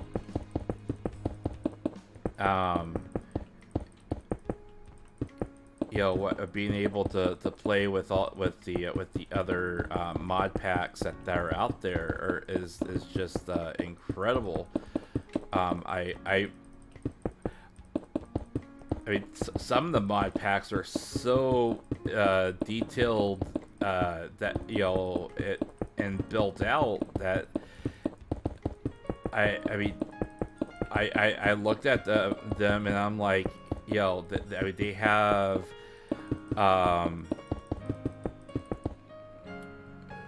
they have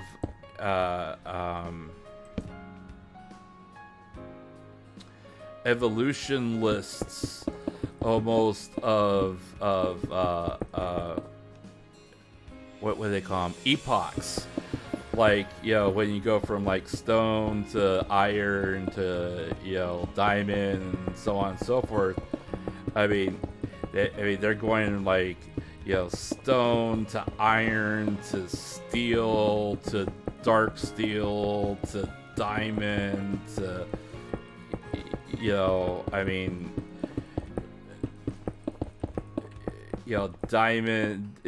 diamond treated dark steel. I mean, just all sorts of just insane type of recipes that are just crazy. There I think, what was it, one of the mod packs, I think it was like it was called like All the Mods 6. One of them actually put in world bosses, and they were building out additional raid dungeons in the that would randomly spawn into the various worlds, which I was like, how does this work? But I mean, it was like really weird. It was like really weird, but I mean, it looked really fun. But I didn't survive one bit of it without turning on God mode, that's for sure.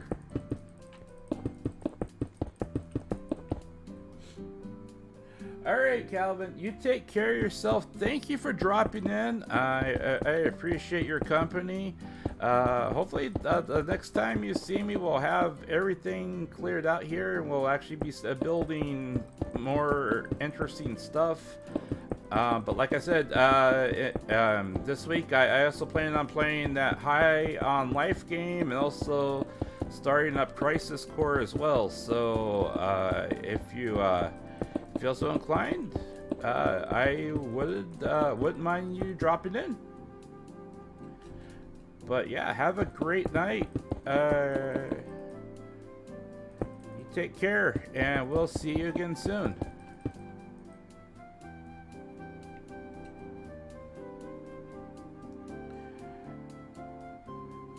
I am actually almost done clearing this out.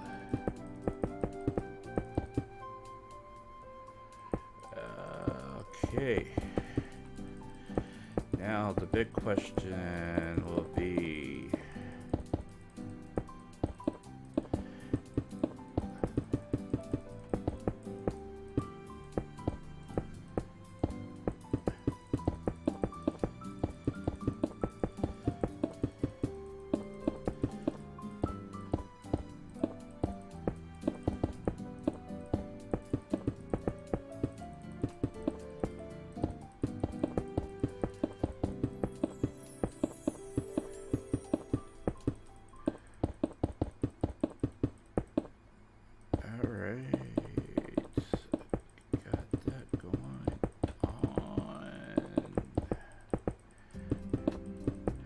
Okay, so we are almost done clearing this out. You are unbreakable. So, okay, so that is definitely the wall. Now, the question comes into play. We have the basement cleared out.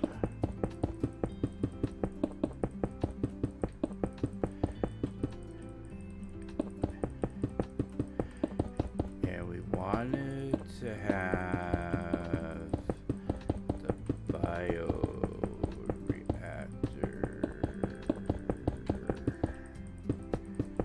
in the middle.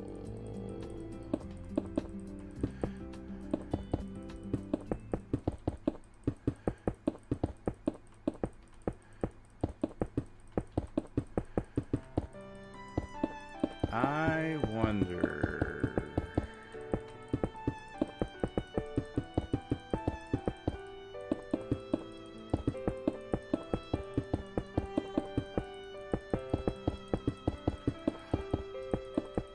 Oh, I wonder.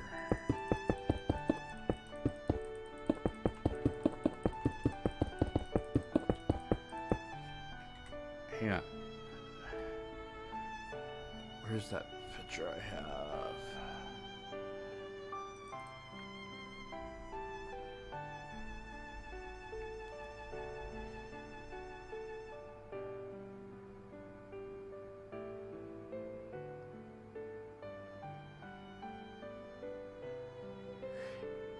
Yeah, go for it. What's wrong?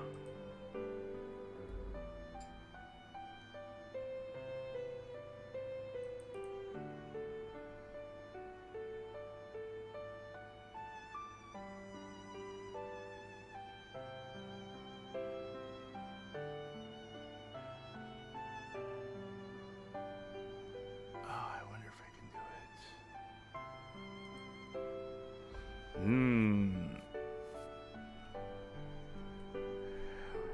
What's bothering you, Oreo? Like I said, my friend, you know, if something's bothering you and we're not talking about something, feel free. You know, I'm not just here to talk. You know, I can listen too. I may not tell you what you want to hear, but I will give you an honest opinion.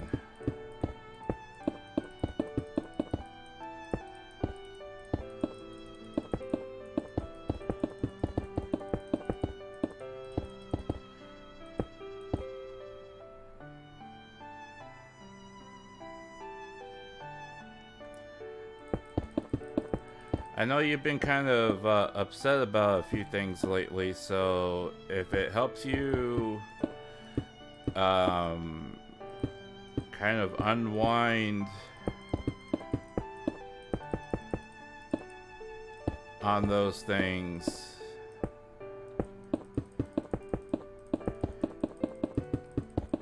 you are more than welcome to.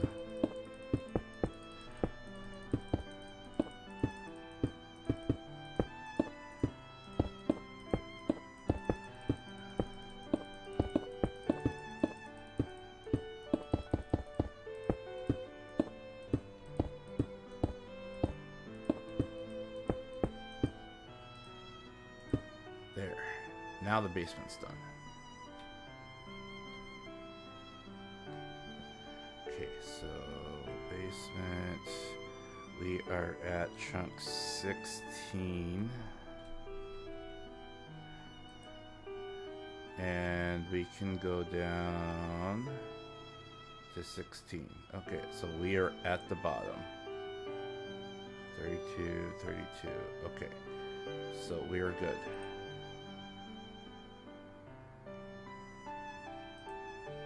Okay.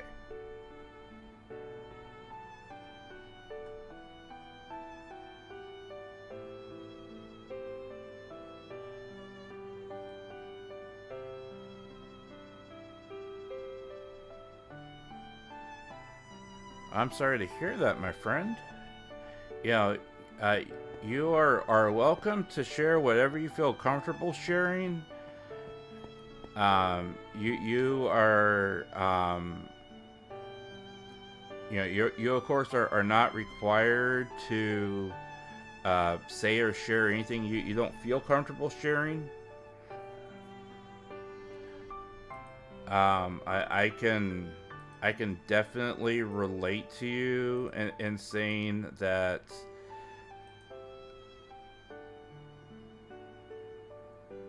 I can sympathize with knowing that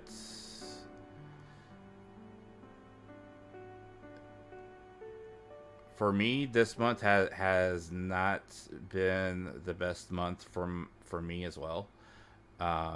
Just to let you know that you aren't alone. I'm not going to say that my month was any easier for or worse than yours, because I don't know your circumstances.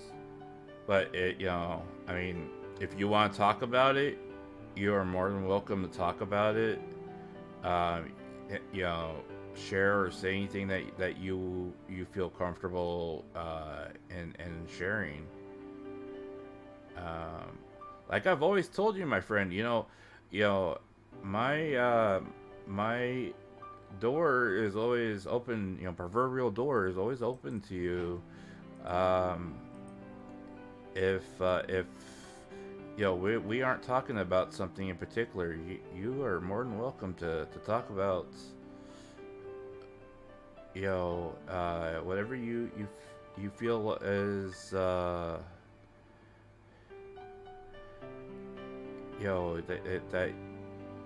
you want to talk about.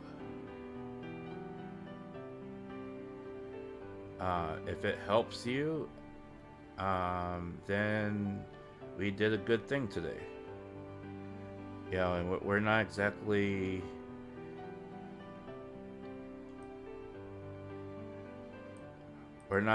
swimming in people clamoring to talk right now, so it's fine.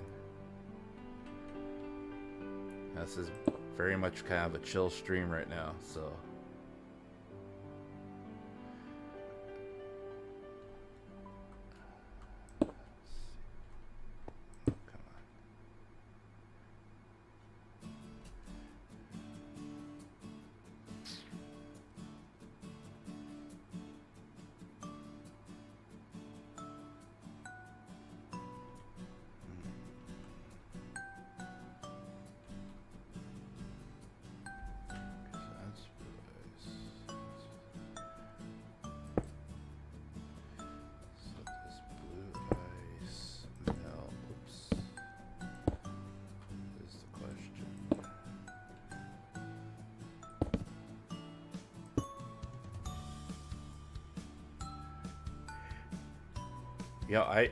I will encourage you, Oreo, that if things have been bad,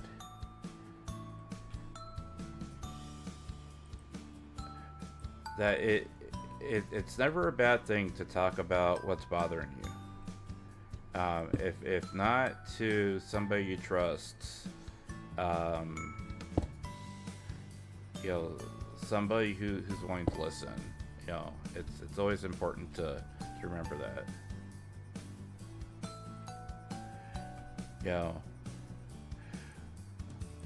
I mean, I may be a voice on just a voice on the other end of a mic, but I think you've listened and known me well enough by now that I by and large am I am not your typical VTuber. I am not I'm not the type that says, hey, don't come in here and talk about this kind of stuff in my stream, So I mean, I care about my listeners. I care about the people that come in. Some people may not care about that kind of stuff. I care about that kind of stuff because I care about the people that come listen to me.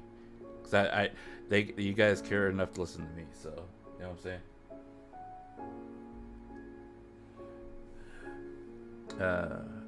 I'm actually very sick right now. Sick right from reviews since.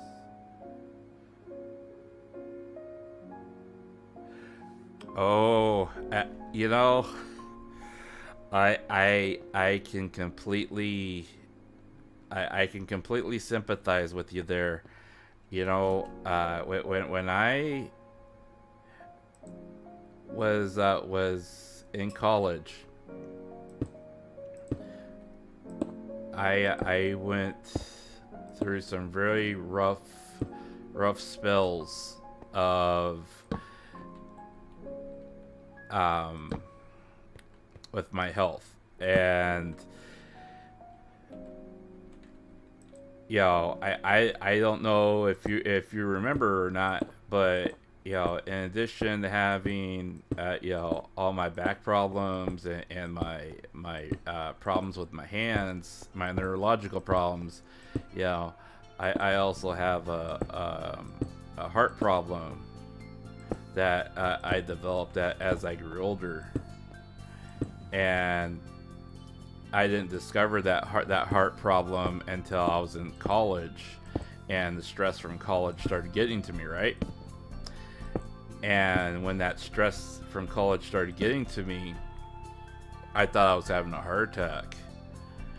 And that's when they discovered the problem I had with my heart. And I had to have 2 minor surgeries on my to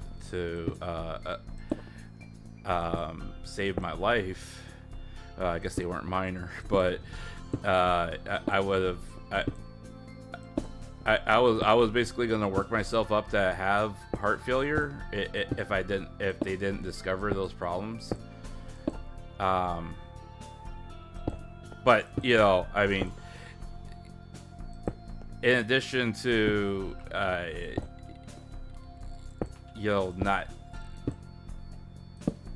feeling well, I mean, I understand what it feels like to not being able to perform the way you need to perform. You're under a tremendous amount of stress. You have a lot of stuff that's going on. You're trying to concentrate on things all at once, and then all of a sudden you have the rug pulled out from under you, and your favorite things are being messed with, or things change or happen, and suddenly things aren't the way they used to be. You just turn your attention away, and all of a sudden it's like, hey, what just happened here? What happened to the things and the people that I used to love, or I enjoyed watching, so on and so forth. I can understand that. It's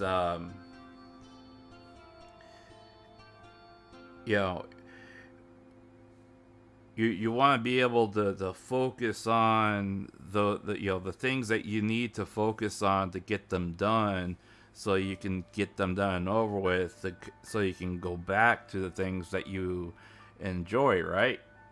You just want to get it done and over with, but at the same time you're either you get sick, you of course this year, last couple of years haven't exactly been the best years for health itself in general across the board,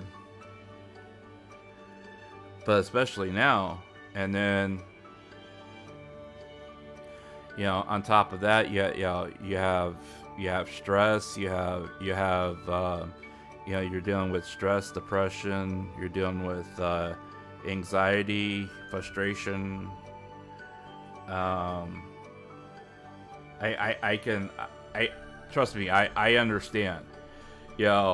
I mean, I may not be able to feel exactly what you're feeling, but I think I can understand enough to relate. And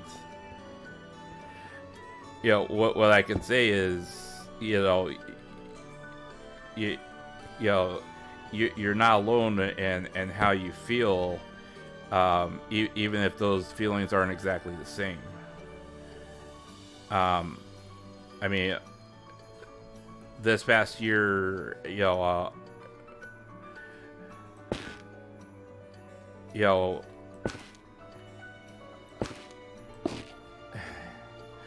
this past year, I've watched.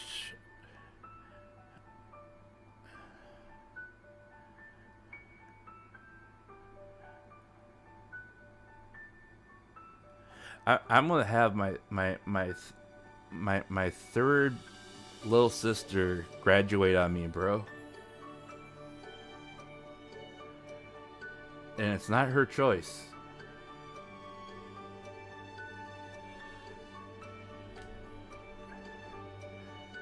Yeah. Hoshino says that she ain't quitting. But we know we know she's hanging it up long term.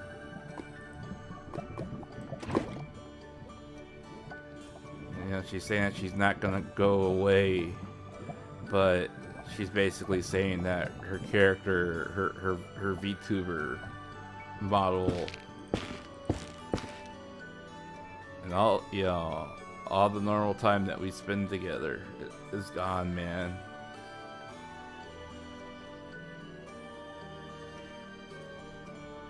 And it may never come back. And she still won't give me an answer why she,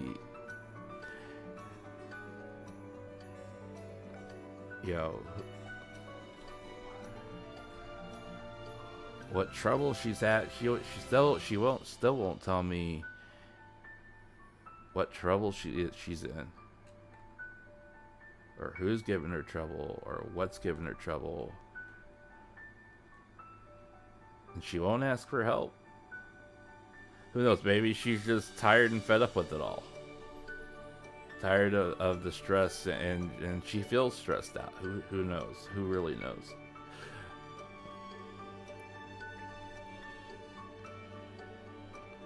But I'm losing my third little sister, man. In 3 months.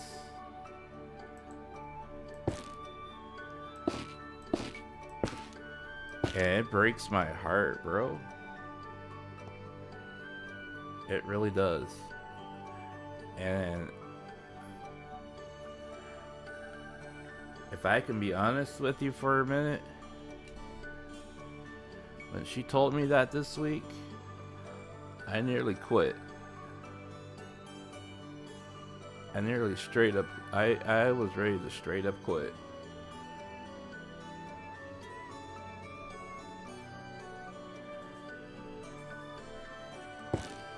Because I was tired of seeing people just disappear on me, man.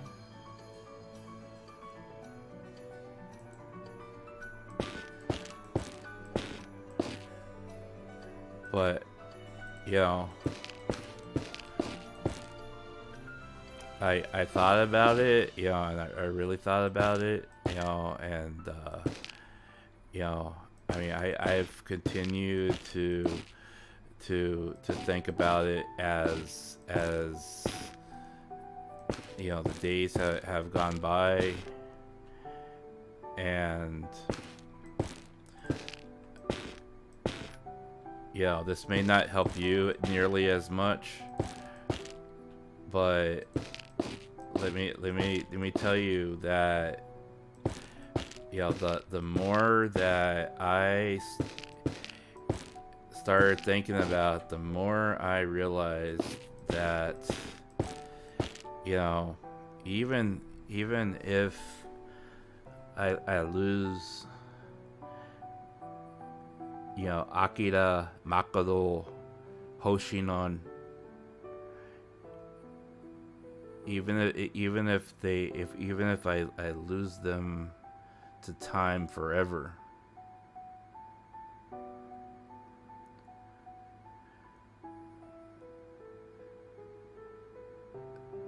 There's still gonna be somebody out there that just may want to be my little sister.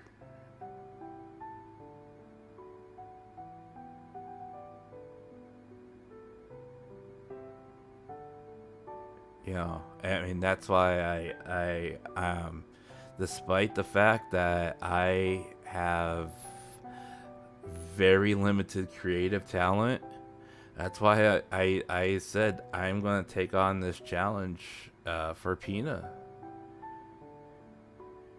because Pina treats me so nicely, man. I am gonna try my hardest to make something nice for her. You know, even if it don't turn out the way I want it to turn out, I'm gonna try. And I encourage you to try too, man. I know it hurts. I know you may feel alone, or you may feel discouraged, or you may feel like life is just dumping on you. But what I can honestly tell you is that this is the time that will help you define who you really are. And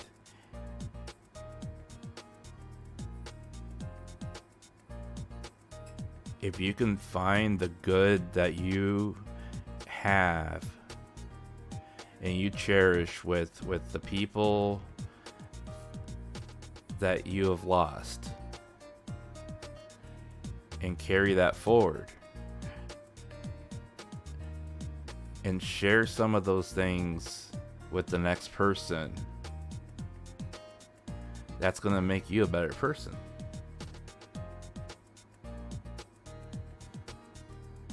I mean, that's what real love is, man. That's how you really grow love, man. That's true love. That's true passion. That's not artificial love. That's true love, man. You know, that's not just running from one fad to the next.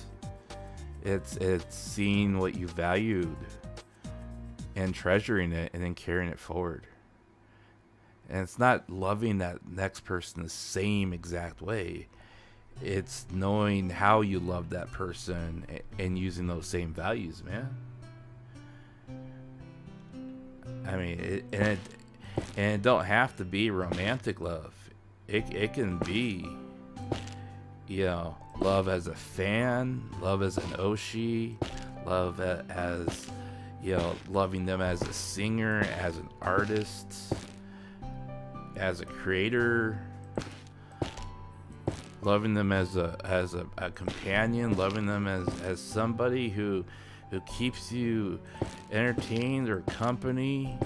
I mean, hell, there are VTubers that I listen to them purely to talk, and I love them for it. And I don't care what they're talking about, as long as I can hear them talk. That's all that I care about.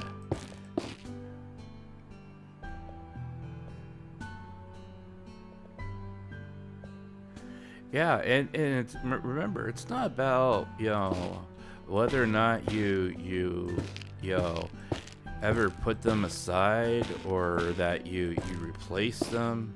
You don't need to replace them. And you don't need to forget them.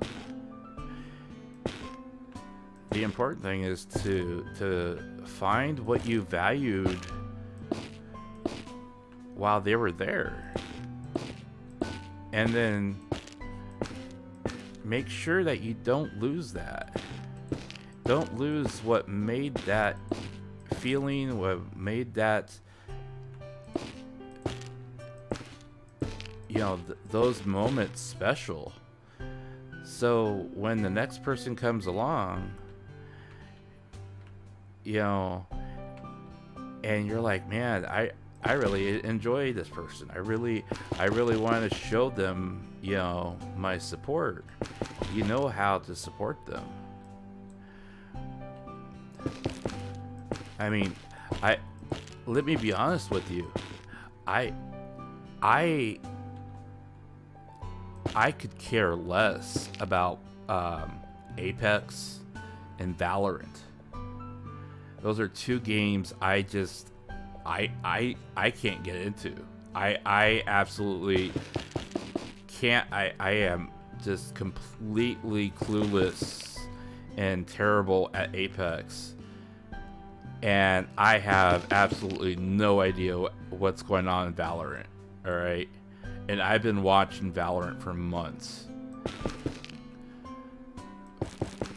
But I will sit there and watch Roboco play Valorant for hours. And I'll listen to her play Valorant for hours. And you know why? It's because I don't care what she's playing. And I don't care what game she's playing, whether or not it's something, I personally enjoy or not.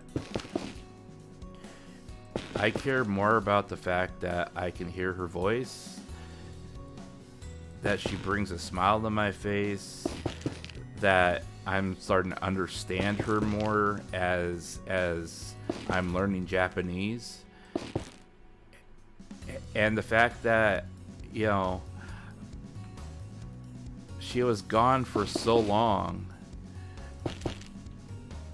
and now that she's back, and I realize just how much I valued my time, the time that I spent with her, and every single minute that I can spend watching her and listening to her live, I do now, because I realized when she was gone, I truly missed her.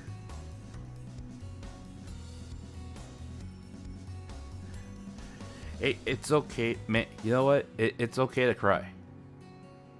It really is. And that just means, when you are crying, that means what you're feeling right now is real. All right? That means what you're feeling now is real, and it's sincere. And it is not an illusion, and it means something to you. All right? So the fact that you know exactly what I'm talking about is important, because there's so many people out there that don't understand that basic feeling of realizing, hey, valuing somebody, valuing somebody's presence is just as important as valuing the fact that they have a nice body, or a nice figure, or a nice voice, or nice, physical features. You realize that there's more to a person than that, and that's good. There's more to a person than just physical attributes. There's personality, there's personality, there's their personal taste, there's the fact that they're a human being and that they have things that happen to them too. People like to be listened to. Some people like listening to other people. I am at a point in my life personally where if I had somebody come up to me and let's play a game real quick, okay? Let's play a quick game, and this will help you. I think this will help you put what you're feeling in perspective. All right.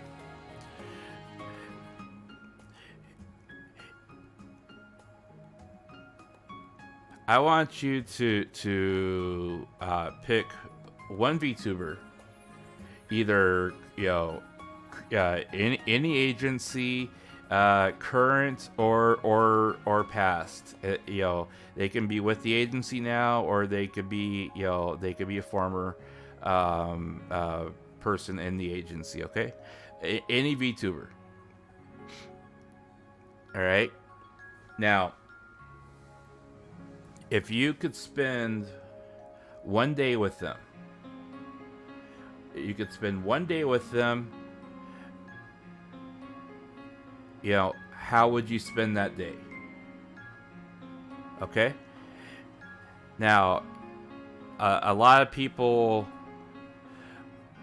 would be like, well, okay, like, I'm gonna pick random names out of the air. Okay. Let's say like someone says, well, okay, I'm gonna pick Kiara. All right.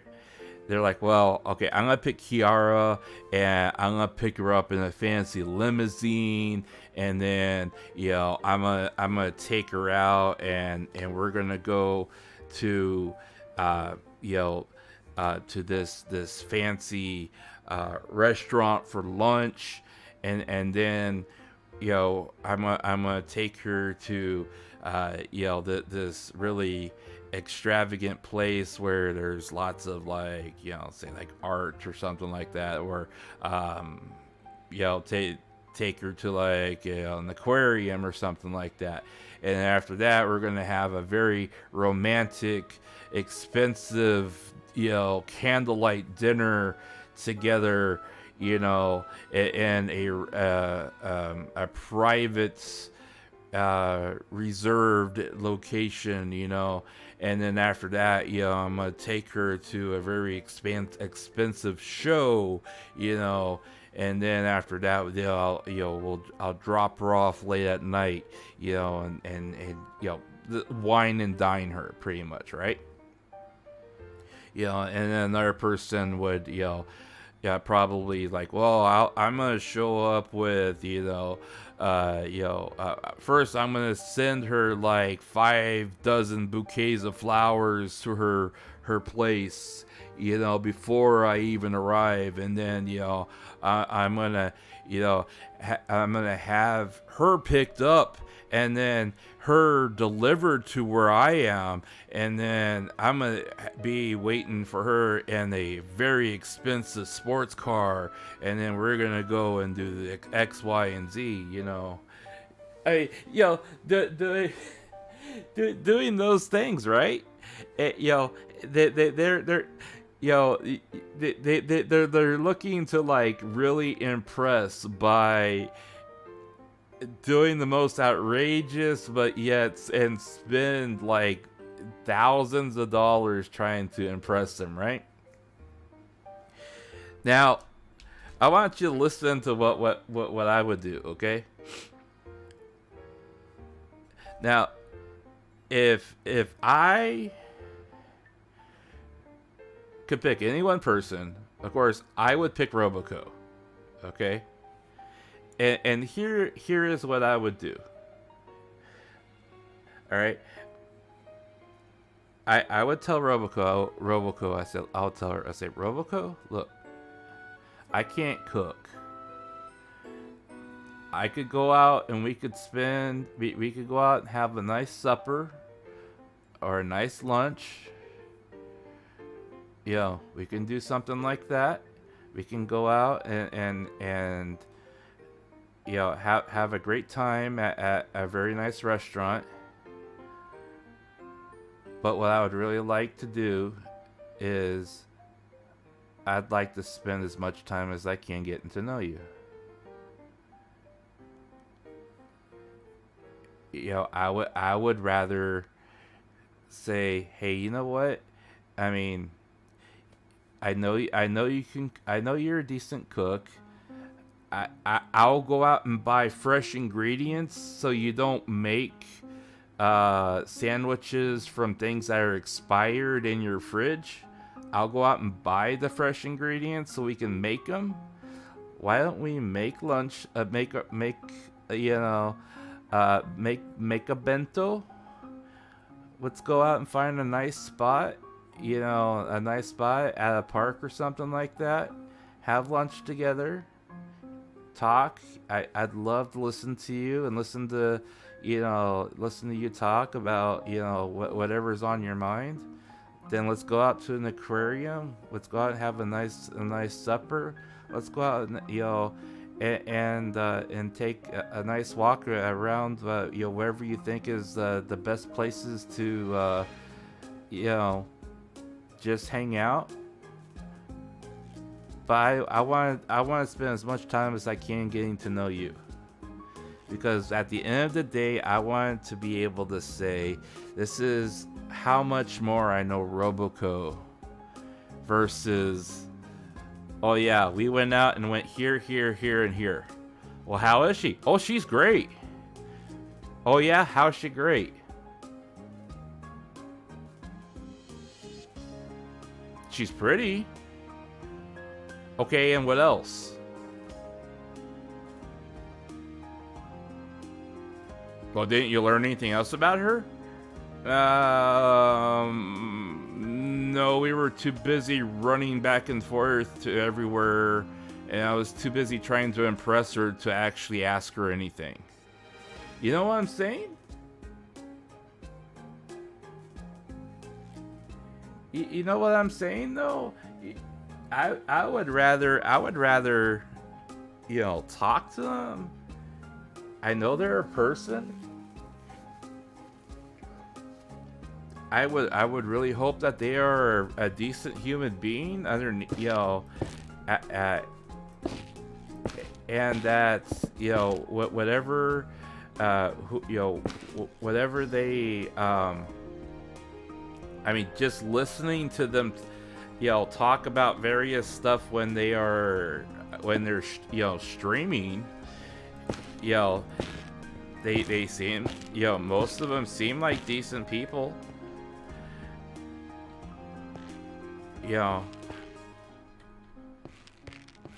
But I know that there is so much more to them that they can't say. Right? So, hey, I think that's the type of understanding that you got, though. You got that understanding.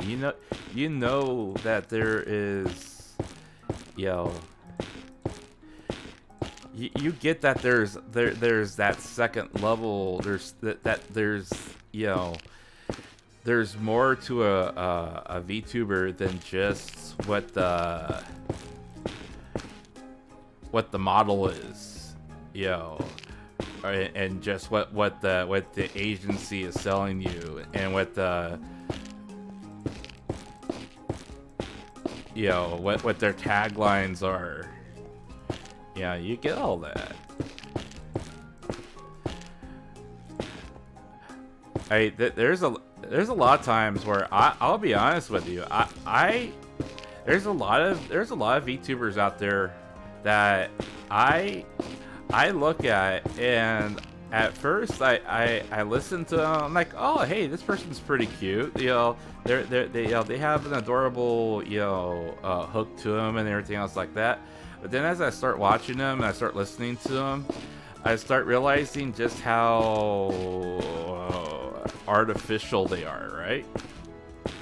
And there's a part of me that really really wants to give them the benefit of the doubt,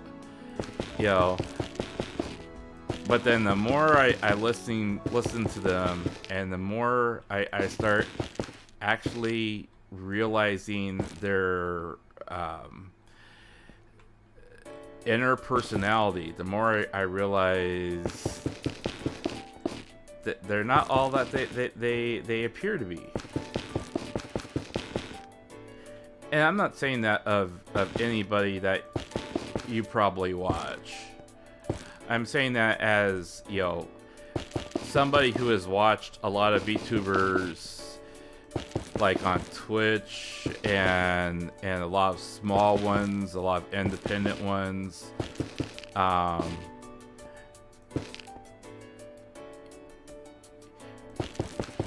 You can really tell that they are really forcing a stereotype, right? But I think there's just as many of them, and I will always believe this, that there are, when you are a VTuber, you always inject a part of yourself into your character, regardless of if you are playing a quote-unquote character or not. There's always a portion of that character that is you. It may only be a fragment, but it is part of who you are. And you spend anywhere from 5 to upwards of 10, 12 hours being that character. And in a very real sense, they are a part of your personality. They're an alternate personality in your life. It could literally be a secondary personality that can legally be defined in a mental term as an alternative personality. And it doesn't make it any less real, even if it's only for a small amount of time, because while you are being that person or acting as that person, you are who you're acting.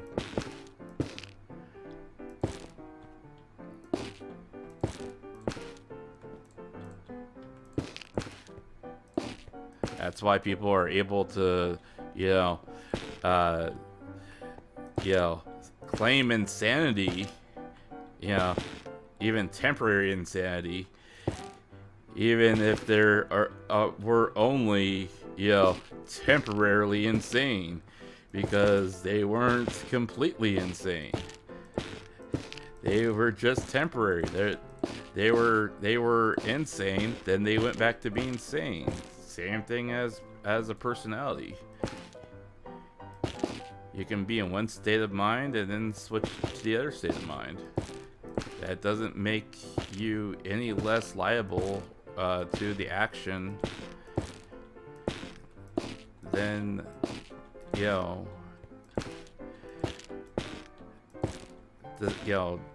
matter what frame of mind you were in.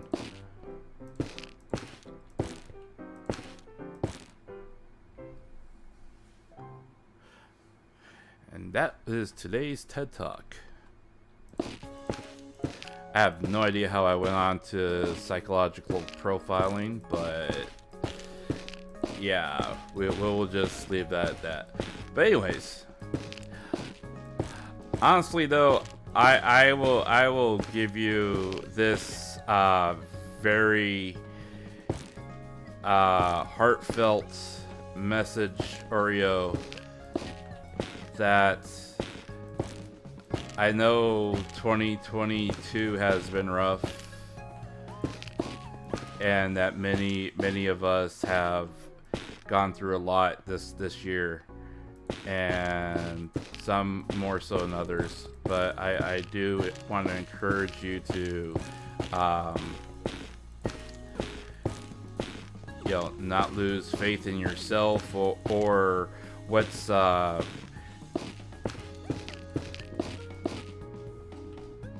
where you're at on things. Even if things have been rough, take it one day at a time. Don't be overly hard on yourself. Do the best you can. If you've given it all you can, and that's all you can really do. And wherever things may end up, yo, that, as long as you've done as much as you can do, that's what matters.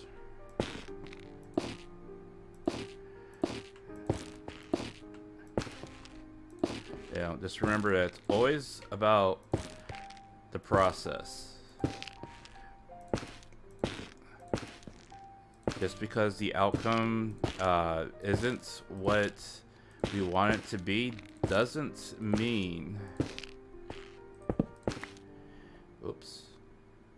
doesn't mean that,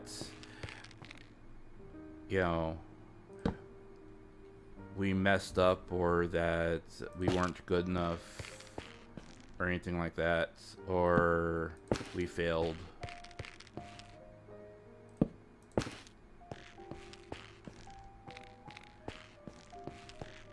Sometimes it's just, you know, it's very much the circumstance. You know, it can be a convergence of the perfect storm of events. I mean, look at my life. My life has been really, really bad. You know, with, you know, having my back blown out, having my back, my wrists, my hands, my heart. I mean, hell, what part of my body have I not, like, had completely screwed up? So,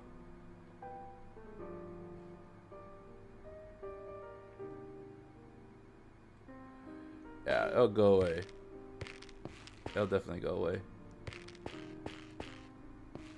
So, changing the subject real quickly here.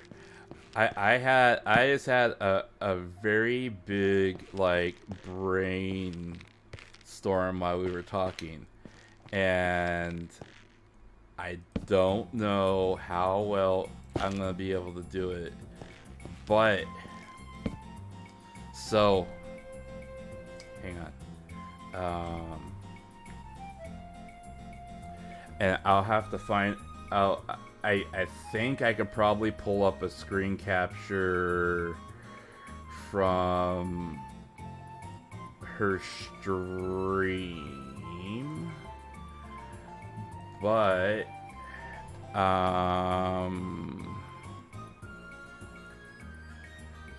in the meantime, let's see here.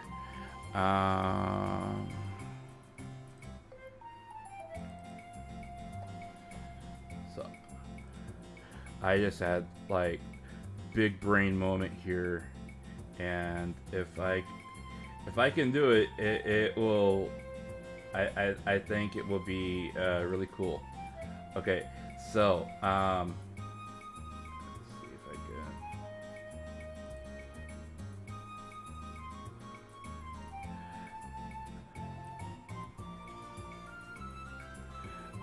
All right, you see how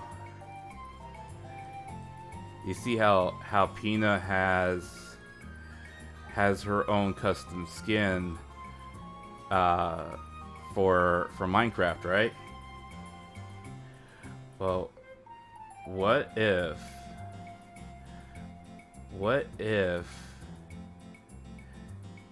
maybe, just maybe, I'm able to semi recreate the skin in Minecraft blocks as a statue. Oops. Let me get that over there. There we go. Okay, much better. Okay, you see how she has her own custom skin, right? What if I'm able to semi kind of like recreate Pina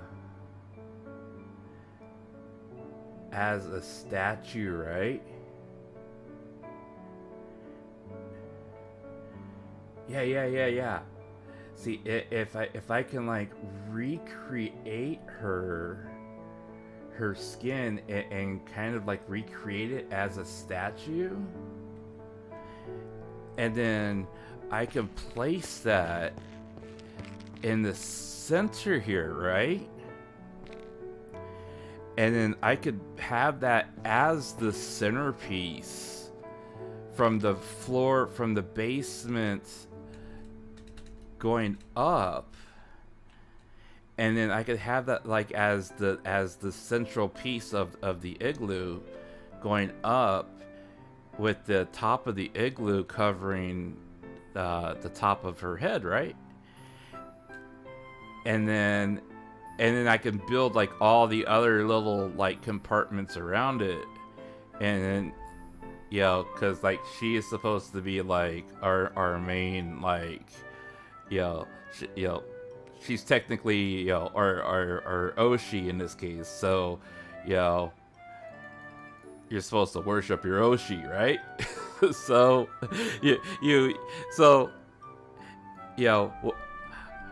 what I was doing, in lieu of having pure ice as the basement floor here, I've been using this rock here as the basement floor. Yeah, exactly. She's like she would be like the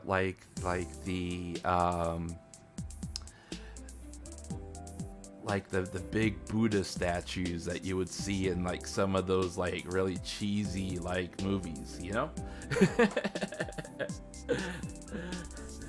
But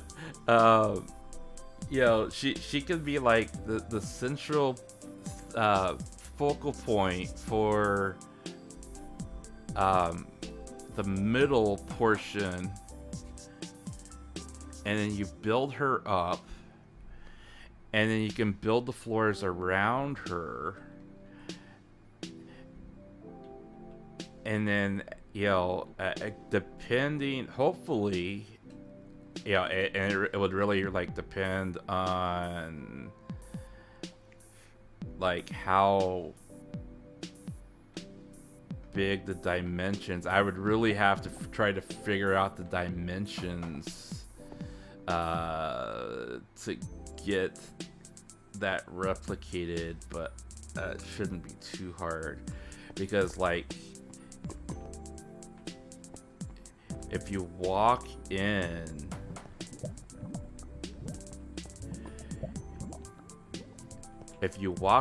you would probably be like at her waist level.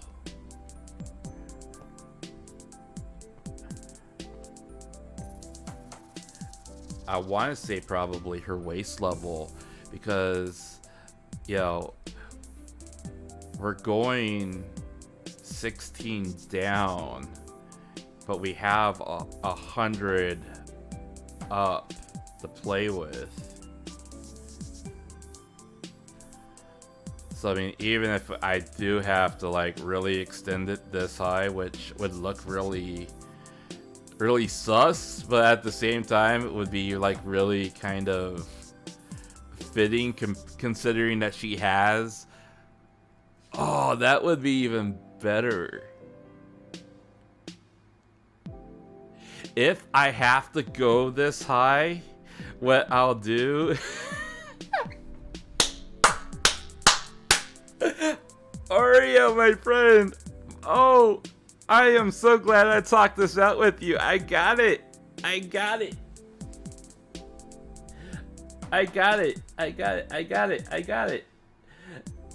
So, hang on. Where is my? I got the perfect idea.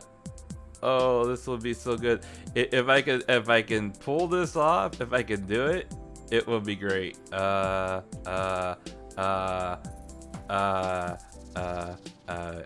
need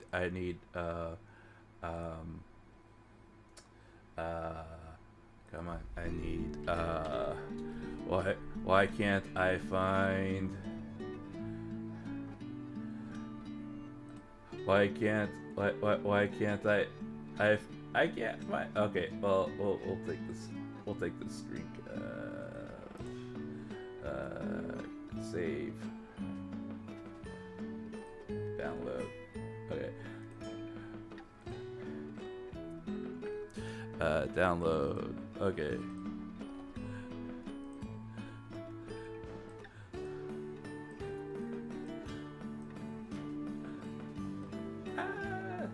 Stop moving.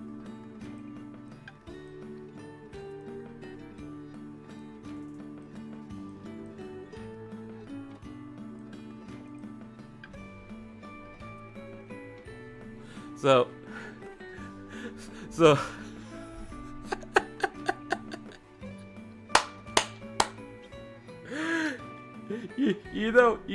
you know how like you have an igloo, right? And you have the round part on the top of the igloo, right? Well, if we end up having to go that high to cover like the rest of the statue, I can always try to replicate her hat to cover up the rest of the statue.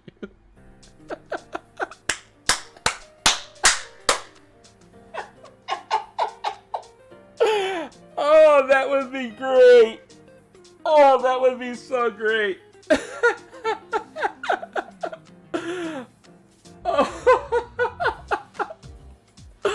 Oh, that would be so great. Oh, yes, I am so glad I talked this out with you. Okay, we got ourselves a game plan. We got ourselves a game plan. I have no idea if I will be able to do any of what I just said, but we're gonna sure as hell try. We may spend a lot of sleepless nights trying to finish this, but we'll finish it one way or the other. Oh, man. Okay.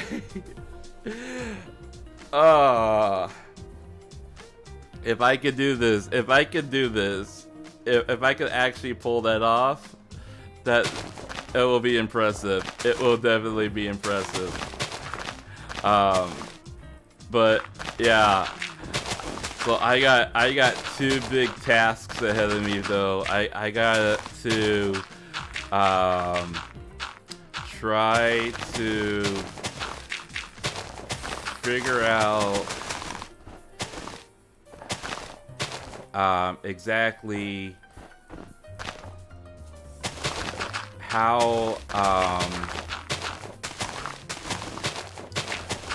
what the pattern is for her custom skin, and then after that see if I can't figure out about replicating it in a statue form, which is going to take some trial and error. But I mean, I think that part is definitely doable, especially since we are in creative mode. It would be more about replicating kind of like the wireframe, and then just kind of filling in the boxes, more or less. It would be more about building the proportions of it than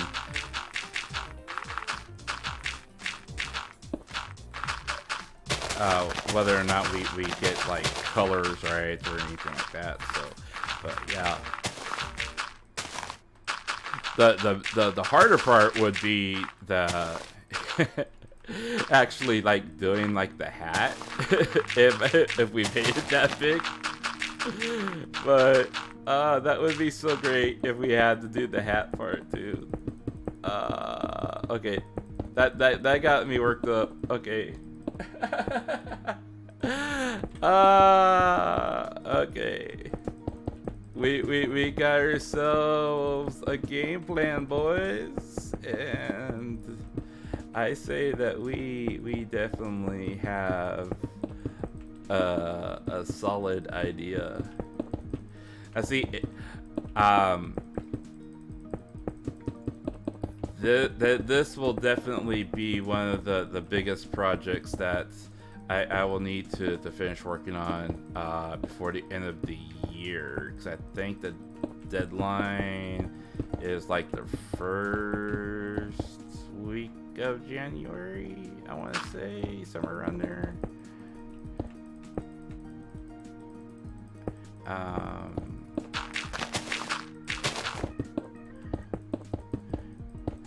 And I basically got nothing but time.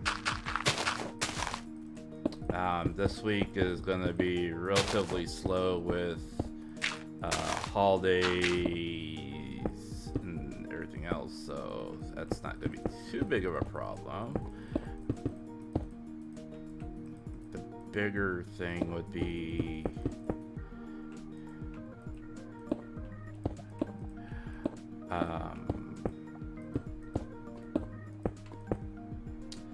just making sure that we are able to get the pattern down correctly. Okay.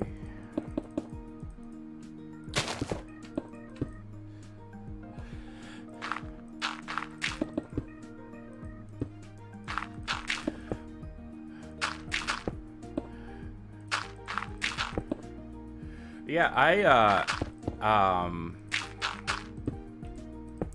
did have that unfortunate news that came last week,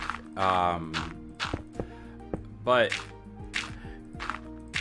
there is a strong part of me that really does not want to give up, and there's a part of me that really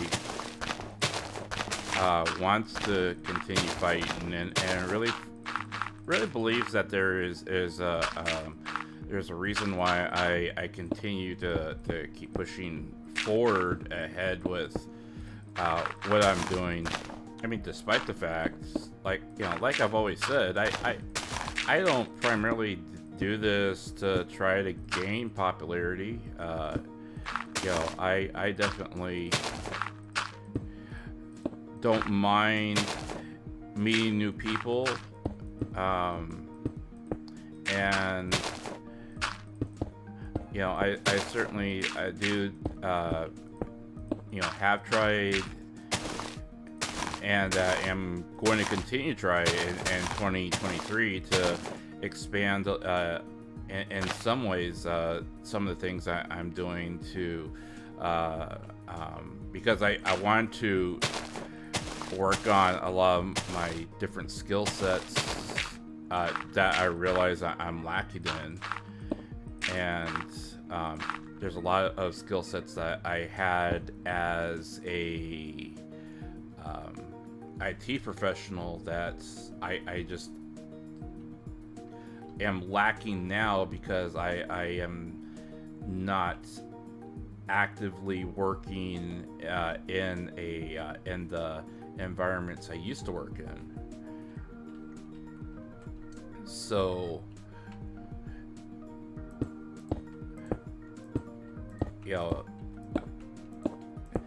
there are skill sets that I really want to either regain or I realize I am I'm struggling with that. I didn't realize I was that deficient with until I had the chance to actually sit down and listen to myself and review how I talk and my speech patterns and stuff like that. So, but the biggest thing that I have always told myself with what I'm doing now is I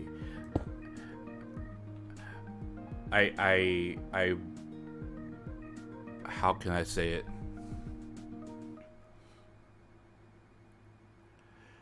I look at how I stream and how I am as a VTuber versus how other VTubers act and work and do their thing. And when I compare like how success is weighed upon them, or how they weigh success to themselves versus how I weigh success towards my channel, it's weighed a lot differently, right? And the way I weigh success is the fact that I actually turn on the camera and do something that day. Because quite frankly, I am an introvert by nature, and I could just as easily like sit here and do this for 8 hours in a dark room and be perfectly happy, you know. However, I also want to be able to challenge myself and try new things. And one of the only ways I'm going to be able to do that is by actually turning on the camera and talking to people, you know. So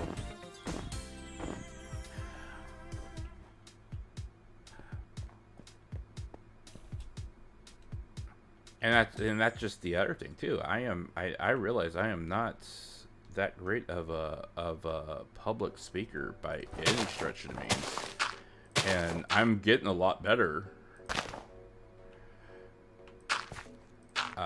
However, I also realize that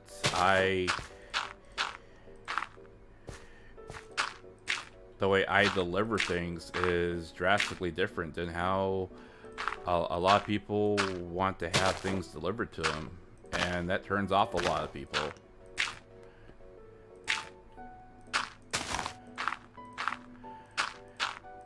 And I don't think I'll be able to ever claim that segment of the population, so to speak, as far as them being viewers or listeners. But I think that's almost kind of like a little bit of a generation gap too, so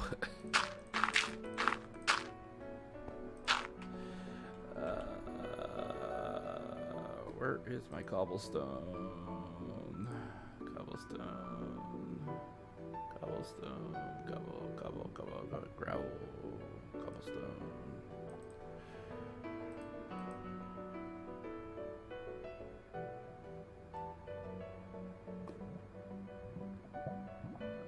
Oh, you're fine. You're fine. I actually prefer it. You know, if you know, if I'm able to, I mean, what I'm doing right now isn't that overly exciting to begin with, so. You know, if I'm able to, you know, keep you company in the background, that's perfectly fine. You know, like I was telling you earlier, a lot of times there's a lot of VTubers that do the same for me when they are streaming, and I mean, I'm working on, you know, making thumbnails for, you know, for the day, or I'm trying to figure out what I'm going to stream, or if I'm researching a specific topic that of something I'm working on, you know, I'll have them on the background. So that's perfectly fine.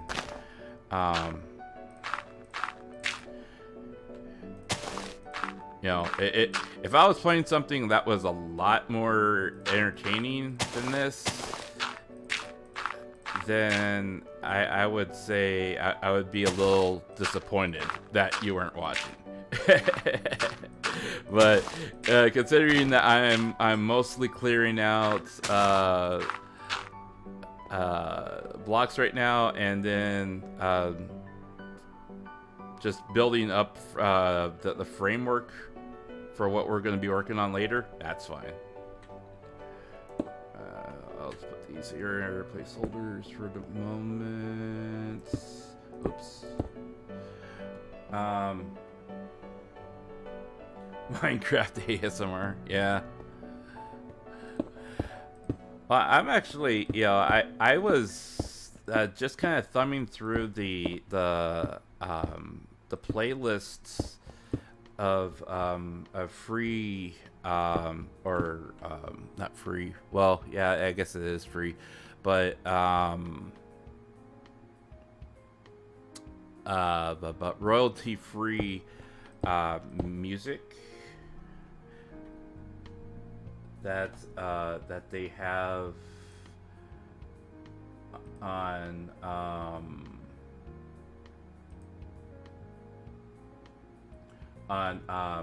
Dova syndrome. It's what a lot of other VTubers, you know, use to grab royalty free music, you know, for various stuff. And this is like a background playlist of 50 different 50 different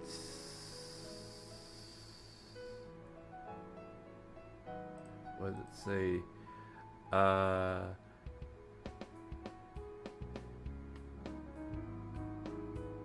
Top free free background music for stylish for work. You know, I thought, you know, having I'm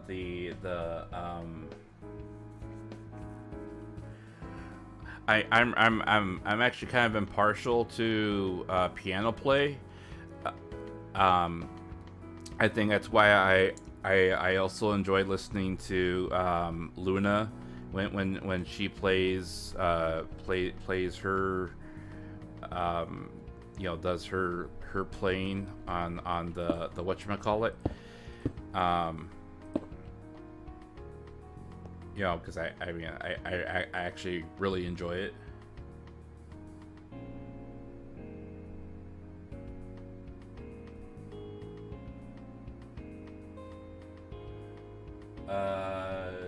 You do codings to in the past, right? Honestly, man, this is killing me silently.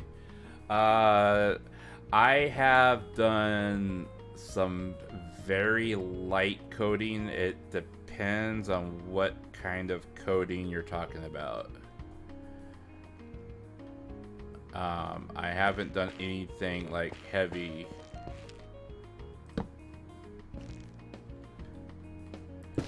What are you working on?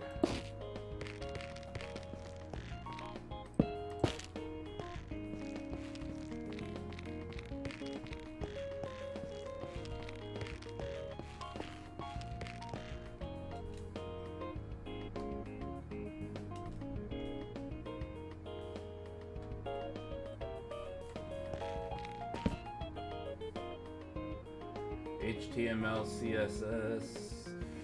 Ooh, it's been a while. I played I played around with that for a number of years, but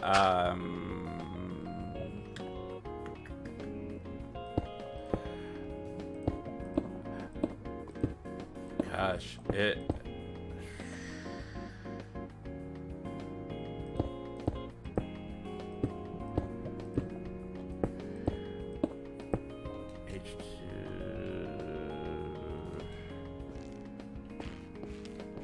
What's it doing?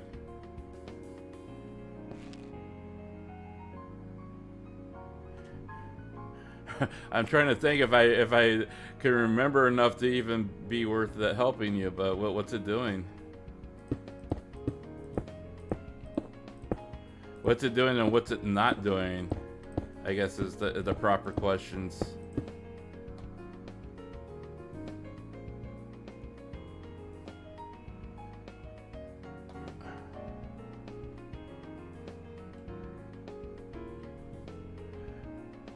I mean, just kind of ballpark, you know, like, what are you trying to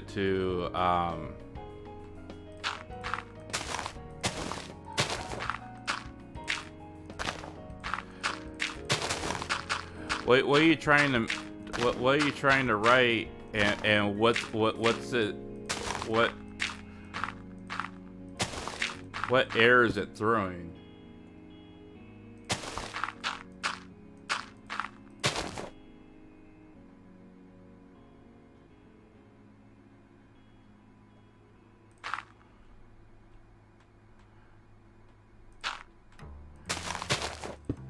So you're trying to make the login forms from scratch in CSS.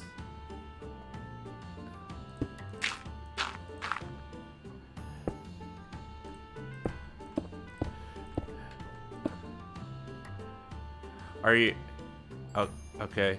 So are you?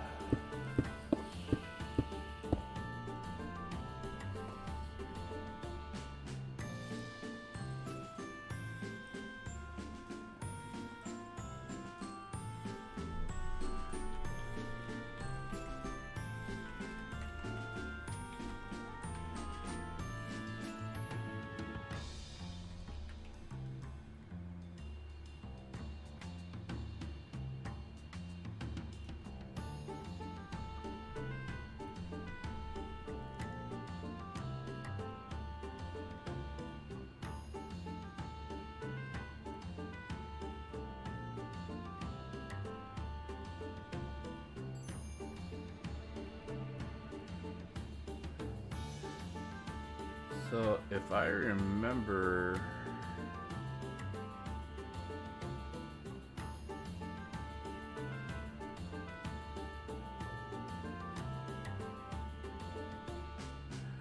I'm just trying to remember how we did it.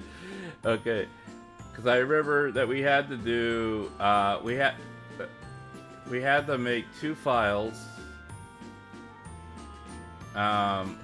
We had to do the HTML, and then then the other one that was in CSS, and then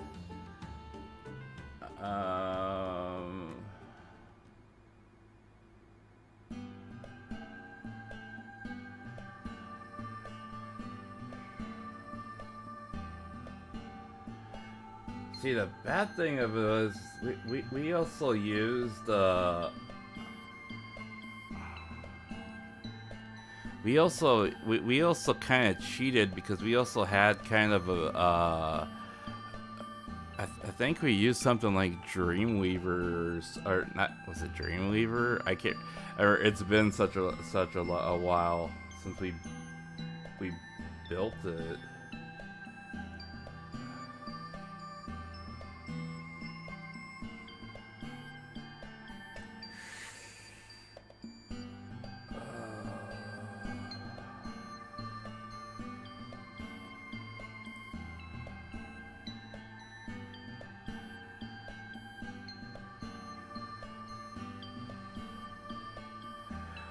I'm trying to see.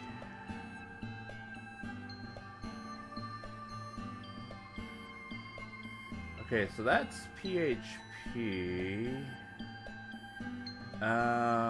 Facebook, postbox, clone, add tags, input box.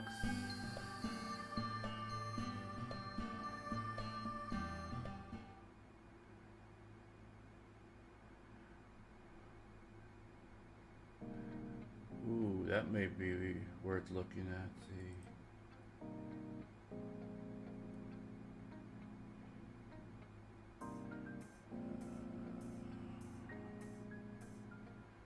Let's see, it's validation.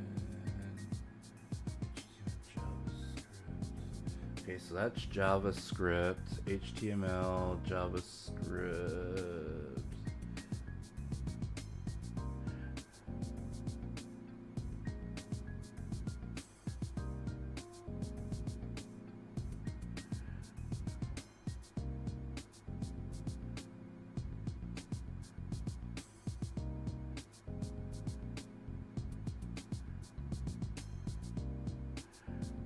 Okay, so this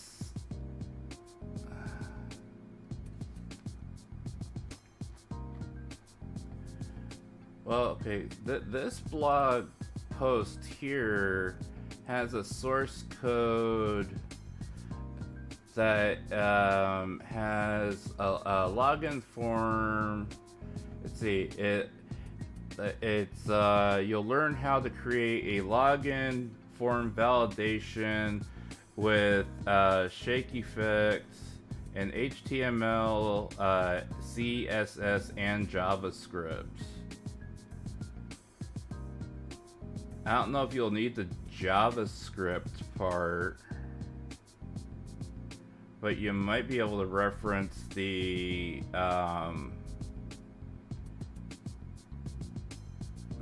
source code part for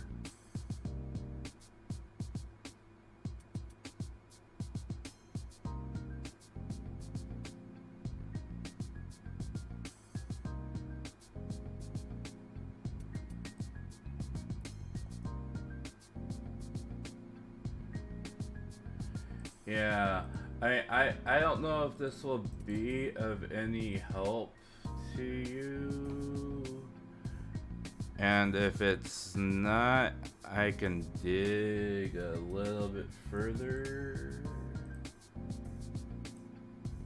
But see if that blog entry can give you any references for what you're working on. Because I mean, you might be able to reference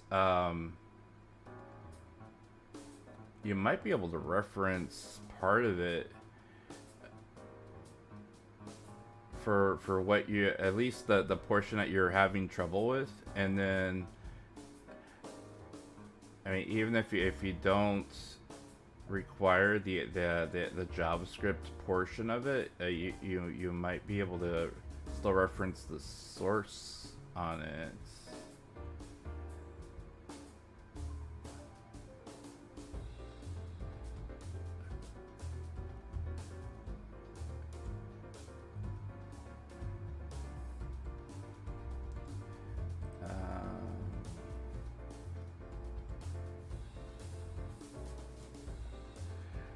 There's actually another entry on there a little bit earlier from August 31st of 2020.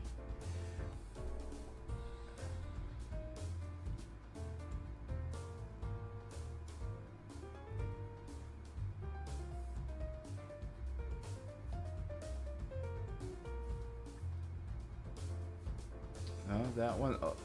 This person really seems to like inserting JavaScript into things too.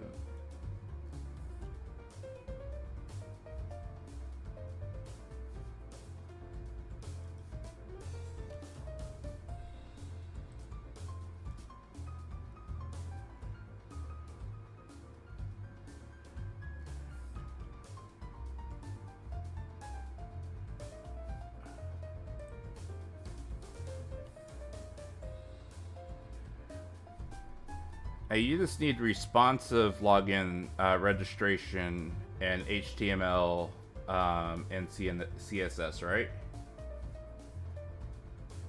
You don't necessarily need to have JavaScript enabled on the web page.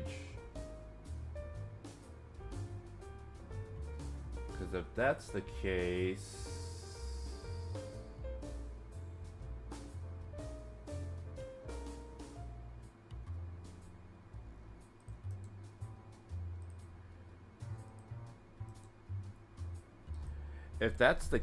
this one might also be worth looking at as well.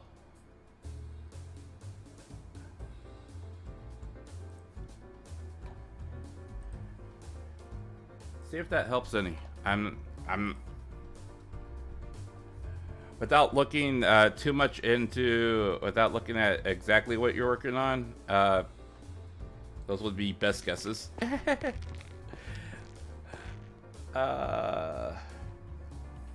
Let's see here. see. I actually need to look and see, since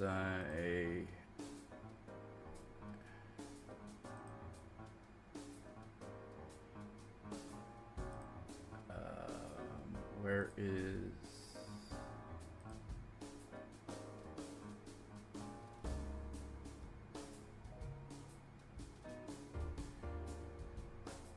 I hope it helps. I really do. I hope it helps. I just need to gather. I'm trying to find. Where is that? Minecraft MC.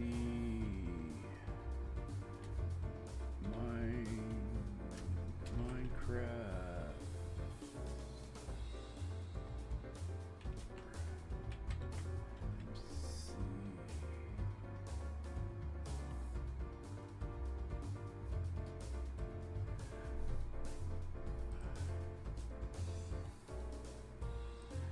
See here, Pina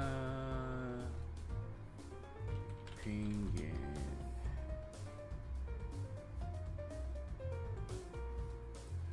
Pina.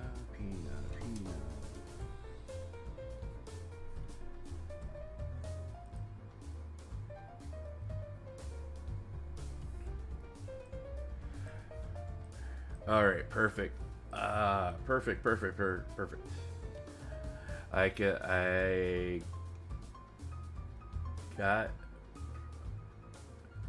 I am able to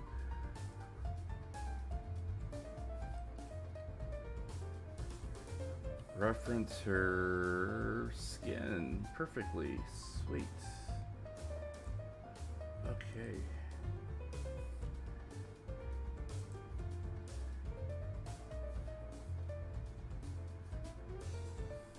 Oh, that's great. Okay. Let's see here.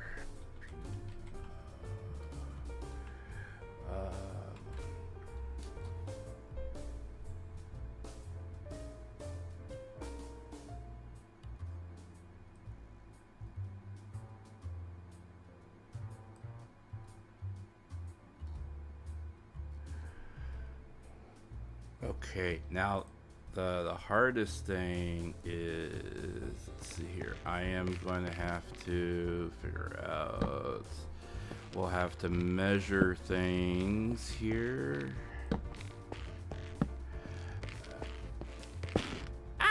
No, I didn't want to do that. Wow, has it already been 4 hours? I did not realize that had been that long.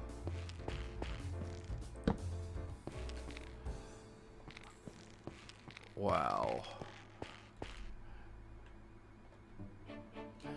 Oreo! It's been 4 hours and all I have to show for it is this big hole.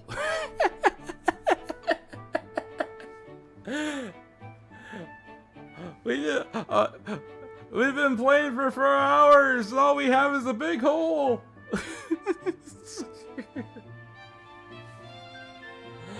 That's one heck of a hole that we've had to dig, though.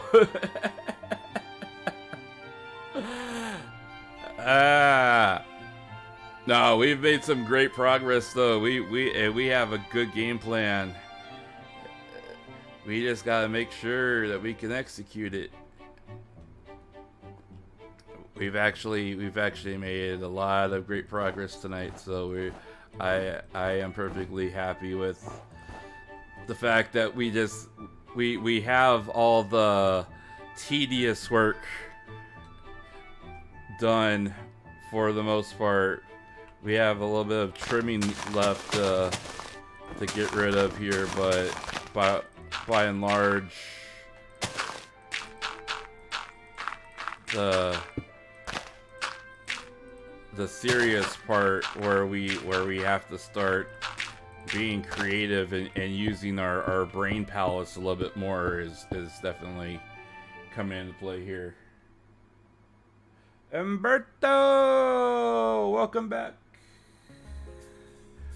Welcome back. Yes, every journey begins with a single step. Yes. Yeah. And we are gonna build. We are gonna build our Pina Pengin statue right in the middle here, and we're gonna make it go as high as we can possibly make it. It's just a matter of trying to figure out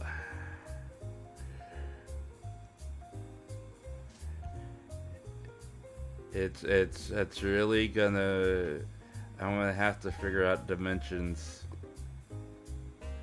and I'm terrible at measuring things.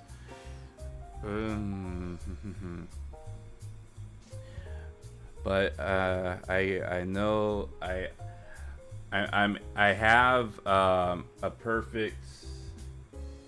Yeah, the statue is gonna be a real is gonna be a challenge, but luckily, what I will be able to work. Oops, I don't want to close that one. I will be able to.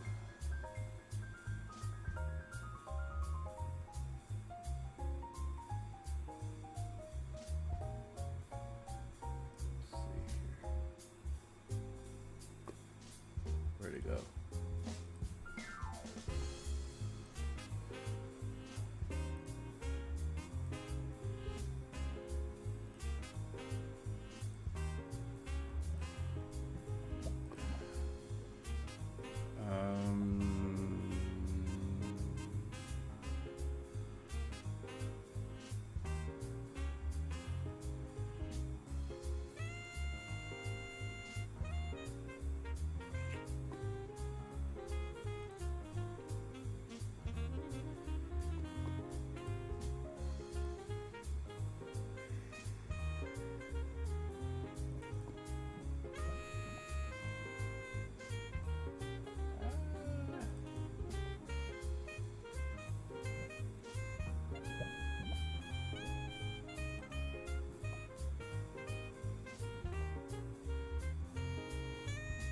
So I'll be able to go off of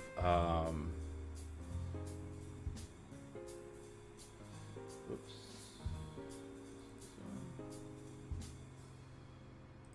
Nope. This one.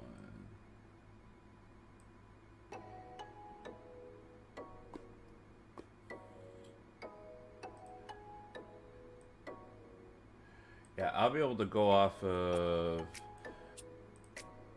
this model here.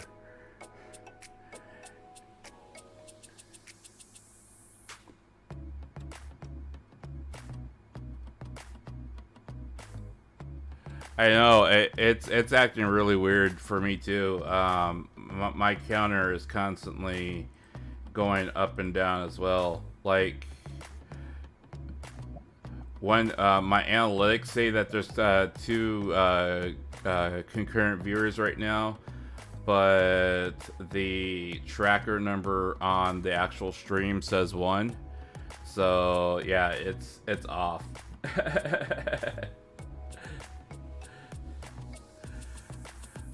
But I excuse me, I'll be able to utilize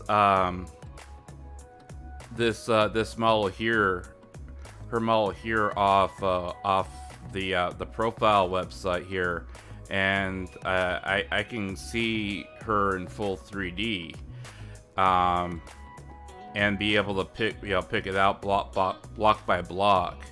So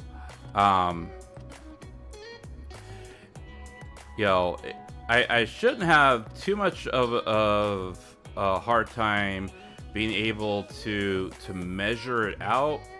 It's just a matter of being able to translate the actual measurements over to Minecraft itself, and then making it look halfway decent. So yeah, that's probably like the biggest challenge, but you know, we'll see. We may have to you know, adjust some color changes and choices here a little bit to make things stand out a little bit more. But if we get this done though, and we can make it look decent, then you know, we'll see about how tall it comes out to afterwards, because I have to measure this out fully. I'm not sure how tall this will translate out into like the real Minecraft world. And then we'll have to look at that second part, you know, how tall that makes the igloo itself, and whether or not we'll have to implement the second part of the plan, which is adding her hats to the top of the igloo. So, but I'm kind of excited about it now because it gives me something to work on. You know, it gives me kind of a game plan as well of what to build with, you know. So that'll be fun. That'll be fun. But in the meantime, guys, I'm gonna go ahead and call it a night. Basically, since it's already past midnight here, and where's my phone? Oh, there it is. I want to do some measuring, and then also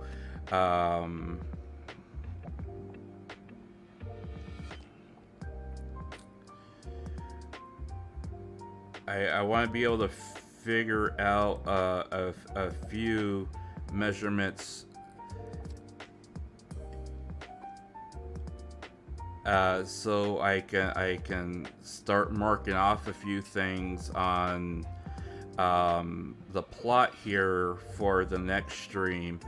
And then I don't want to overdo it tonight and then not be able to stream like either tomorrow or Tuesday.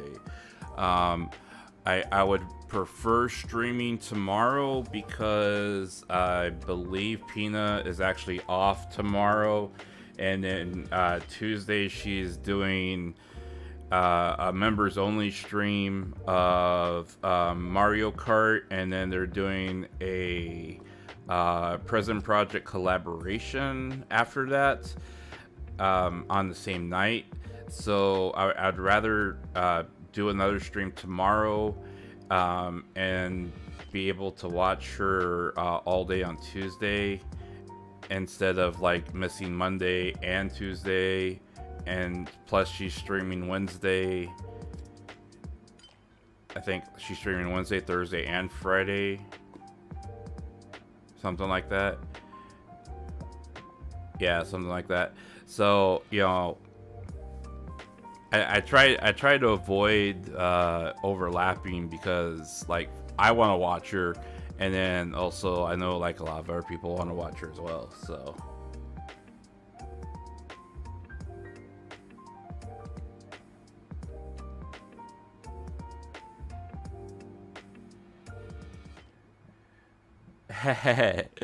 yeah, it's gonna be a bit of a challenge, but I think it'll be.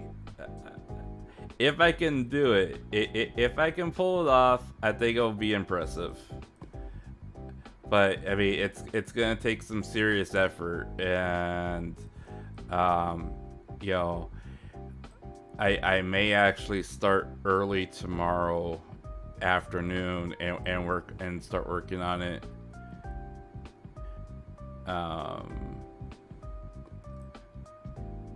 Yeah, as a matter of fact, if I get like 5-6 hours of sleep, you know, see who's streaming what tomorrow morning, and if not, you know, if there's nothing really too exciting going on tomorrow morning, I may just jump back on and start working on it even more. So you may see me like, you know, just kind of pop on tomorrow, evening or afternoon or evening for you guys. It'll be morning, mid-afternoon for me. Because I definitely got some work cut out for me if I want to do everything I want to do. But we'll take some measurements, we'll figure some dimensions out, and then we'll kind of go from there. So, but let's go ahead and call it a night tonight, guys. Thank you so much for stopping in, hanging out with me. I know that is the first stream here was, like, again, a lot of clearing out the clutter and everything else like that. But now that we have all the debris out of the way, we can start building proper. And now we have a game plan, we can start getting to it. So we'll start getting to it. And we'll, like I said, High on Life, Crisis Core. I got that, in the pipeline that I want to play as well here this week if possible. So we'll probably at least try to do one of those this week as well, just to try it out and see how we like it. Whether or not we want to stream it, going forward, or if it's something that we just want to do it once and say, hey, we tried it, that kind of thing. So, if you haven't already checked those out, or, haven't already cleared those, feel free to hang out with me on those things. But hey, not a problem. I enjoy hanging out with you guys. I appreciate you guys dropping in. Like I said, if I ain't talking about something in particular, I'm always here to hang out, to talk with. If you got something that's on your mind, I'm here to listen. I'm not always here to talk to you guys. I'm here to listen to you guys as well. I've always called my channel a safe place to hang out, and there ain't no judging that goes on here. It's all about, being bros, being a family, being friends with each other. That's what it has to be in order for us to hang together, right? We gotta be able to be friends with each other and be understanding that, hey, people go through things, and sometimes you need that advice from somebody that's a little bit further away from the problem to give you that right perspective, instead of people that are only going to tell you what you want to hear, or people that only have the same opinions. You need to have the other opinion, and I always try to be straight up front with everybody, and you guys know me. I want, I'm trying to look out for what's right for the people that I'm talking to and I'm talking about.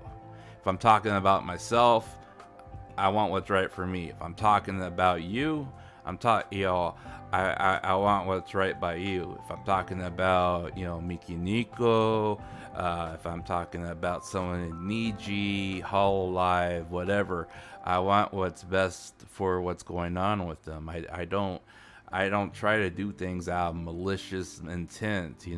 The only time I ever go after somebody is when I'm calling out the haters and the antis, and I'm saying, look, these people are being malicious and abusive, and we're gonna point them out, and we're gonna drag them out here, and we're gonna expose them for what they are. Other than that, leave us alone. We're just trying to live our lives, and if you want to hate, go over there, be in your little corner. So we are doing great, Calvin. You have missed a lot, and let me fill you in on what we're doing, my friend. Okay, because we got the perfect game plan coming on. We got the perfect game plan. Okay, I want to fill you in real quick before I go. All right, you ready for this? All right, here. See, this is what we're going to do. All right, we finish hollowing out. We finished clearing out all the clutter here. All right, this is the bottom floor, and it's kind of this bluish color, to go along with kind of like the ice look almost. But I wanted to have a little bit of texture with it. Now, what we're going to do is see, we're what do you do when how do you treat your Oshi? You worship your Oshi, right? So what better way to worship your Oshi than to build a statue of them, right? So we got Pina's model right here, her Minecraft model, right? We got her skin right here, all in 3D, right? We got her entire 3D. Exactly, my friend, exactly.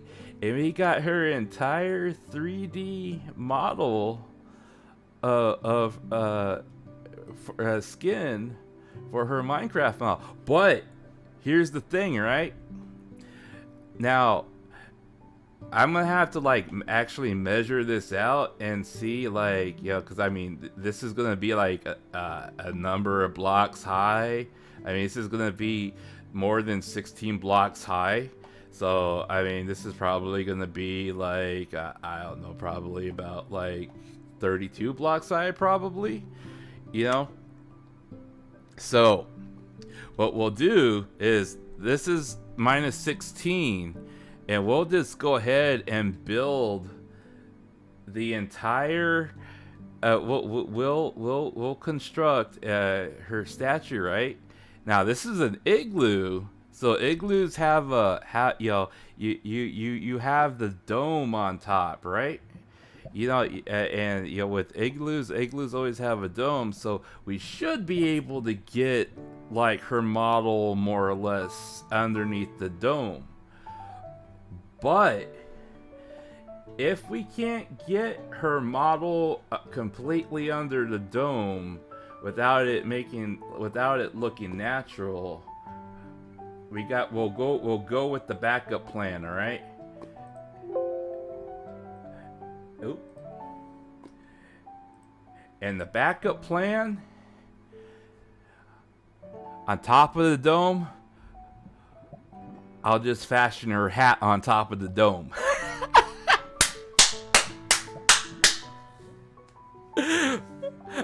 We'll craft her hat, and we'll put the hat on top of the dome, and we'll have her hat on top of the dome, and then we'll have a statue of her inside the dome. It's gonna be perfect, man. It'll be perfect. It'll be like the perfect shrine for Pina. Now I don't know if I'll be able to like do the hat all up like how like her hat is, but I mean, we're gonna try. We're gonna try. We have let's see here. We have I believe, let's see here. I believe we have until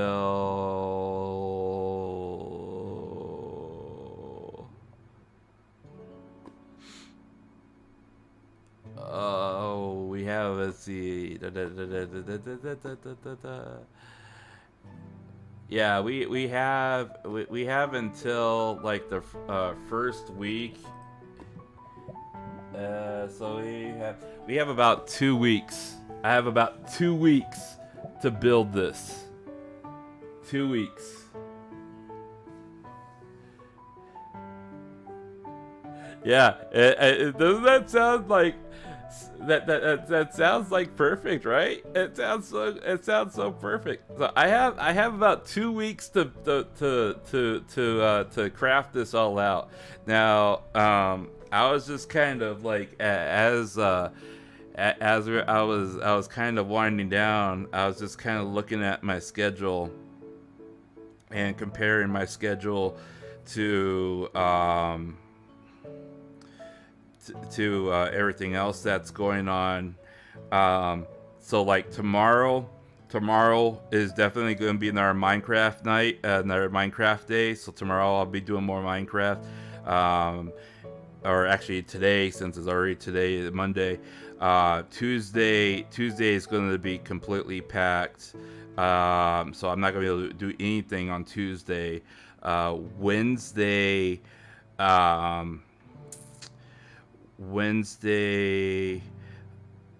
I will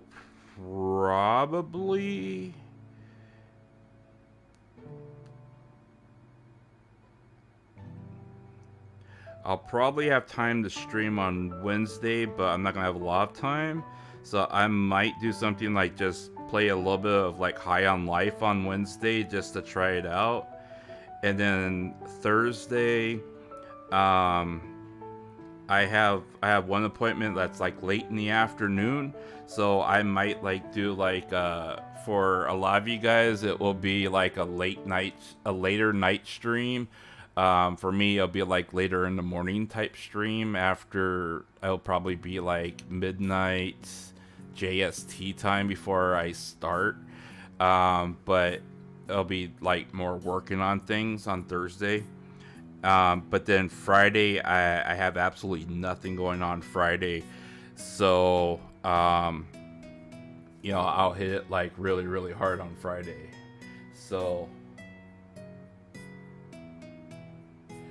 well, no, High on Life is, well, it's supposed to be like, it's a first person shooter game that was written and directed by the people that thought up of the old or the cartoon series Rick and Morty. I don't know if you've ever heard of the cartoon series Rick and Morty, but it's supposed to be like Rick and Morty type humor. Yeah, the guns. You basically the synopsis is that aliens come to invade the planet, and they are like it's something to the effect like aliens come and invade the planet, and they want to use humans to get high. And so you're fighting against the aliens with guns, alien guns that can talk.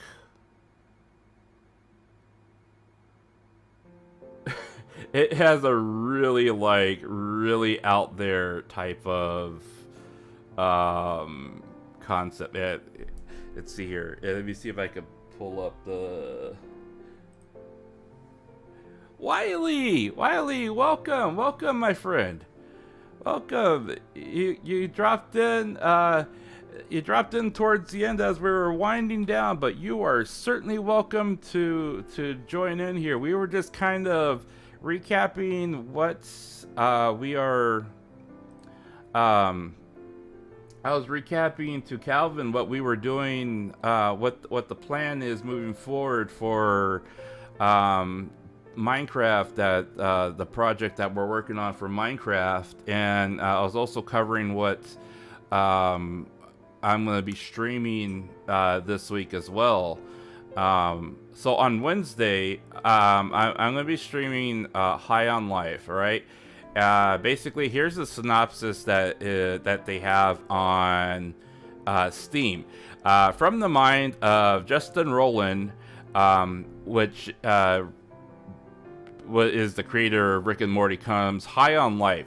Humanity is being threatened by an alien cartel who wants to use them to get high as drugs. It's up to you to rescue it's up to you to the rescue and to partner with a charismatic talking gun to take down the alien cartel and and save the world.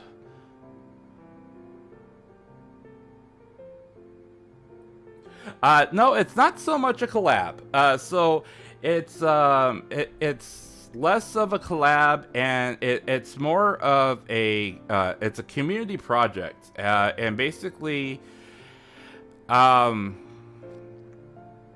what this is it's a Pina so Pina Pengin, as well as Prism Project, have had countless requests from members of the various talent there.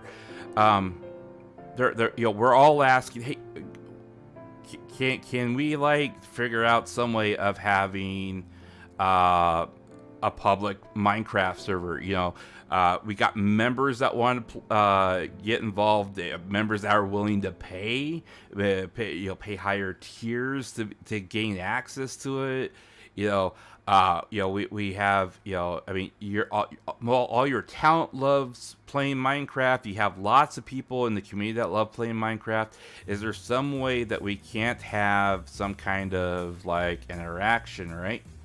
Or, some kind of public server where, we build stuff on one server, they build stuff on another server. We have a bridge type thing.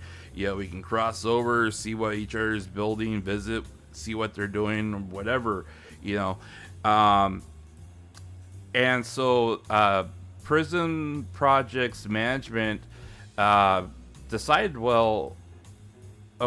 Pina has this idea that she wants to do a build off with her a bunch of her members to build the best igloo, quote unquote igloo, and kind of have this contest. And if the members are able to abide by the rules and they're able to follow instructions, the guidelines, follow the rules, and obey the contest stipulations, so on and so forth, then we'll take it one step at a time and we'll see how things progress.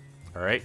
So basically what Pina is doing is she is having we're having a contest where all of us are building. We're all supposed to build a quote unquote igloo, including Pina, and then a couple weeks she'll come and she'll inspect and view each igloo, and then whichever one she'll award, like I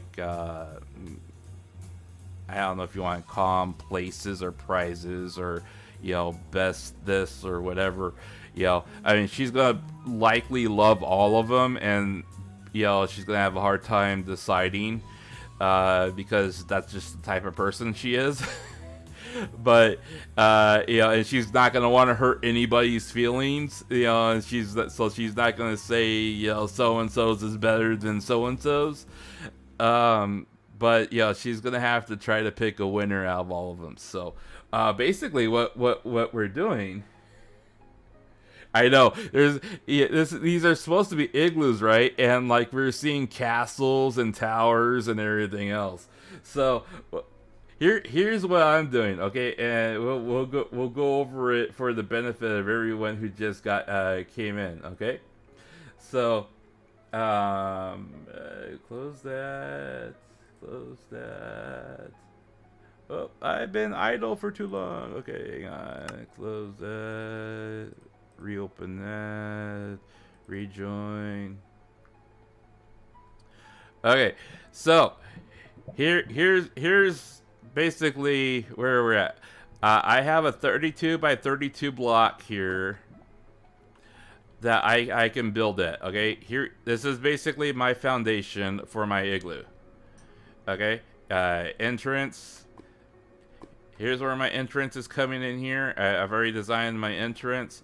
Basically, yeah, you enter through here, and you'll see this, and I'm probably gonna try to get this flowing a little bit more, but anyways, yeah, you'll walk in here, right? Now we can go down 16. That's the furthest we can go down, okay? And then we can go up 100. Was it 100? It was something like that, okay? It's very controlled, and as you can see, each one of us has a chunk, and as you can see from the message here, if we exit our area, it says we're exiting it, and we can't destroy or build anything out of our area. So we can only build in our area, and we can't blow anything out. I can't go destroy other people's stuff either. So it's well regulated. Right, it would be very bad if it was free for all. But as you can see, we have a lot of people that are building igloos? Question mark. I think they're just trying to impress the VTuber, and let's build an igloo and impress the VTuber. But yeah, yeah. Well, and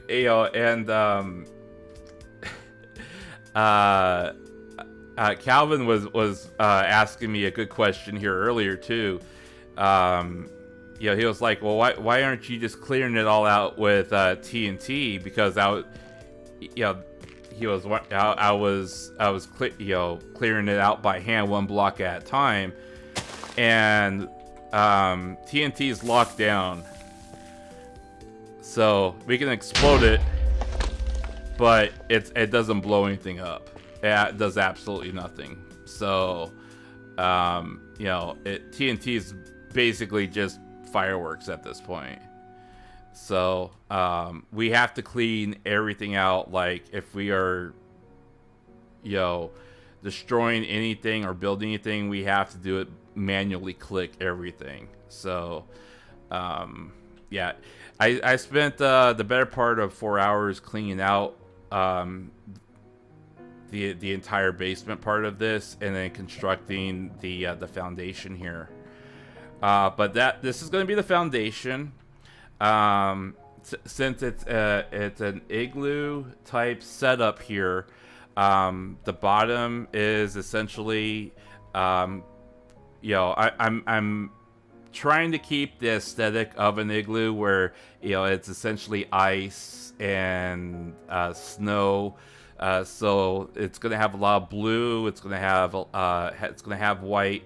But I'm also gonna mix Pina's color scheme in with from her uniform, and along with that is where we're gonna get the trademark part of the actual build here. And what we're gonna do is, since we have the actual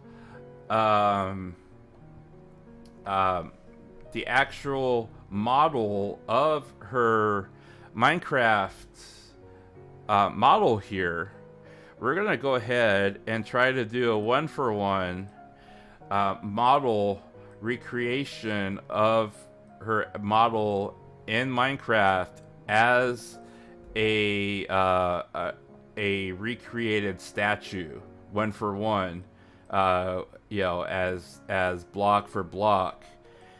And we'll go ahead and recreate this, right? And now I know that this is gonna be very tall. This is gonna be like really significantly tall. and it's going to be taller than the 16 depth that we dug down here today. But we can go up, as you can see, pretty high, right? Now with an igloo, of course, you have the actual dome portion of an igloo when you build an igloo, right? Now, if we start getting to the point that the igloo is starting to look a little misshapen because the statue is so tall, we'll go with what I'm calling Plan B here. And what Plan B entails, it essentially boils down to this. And that's what you kind of walked in on as we were talking, all right? What I'm going to do is, for Plan B, I'm just going to take her hat here and recreate her hat and put it on top of the igloo. It will just kind of we'll recreate her her Minecraft model as the statue inside the igloo. And then we'll build the igloo, and then we'll put her hat on top of the igloo to cover up the statue that's inside the igloo. And that will be our igloo for the contest. That's my big plan. That's my big brain plan, at least for now.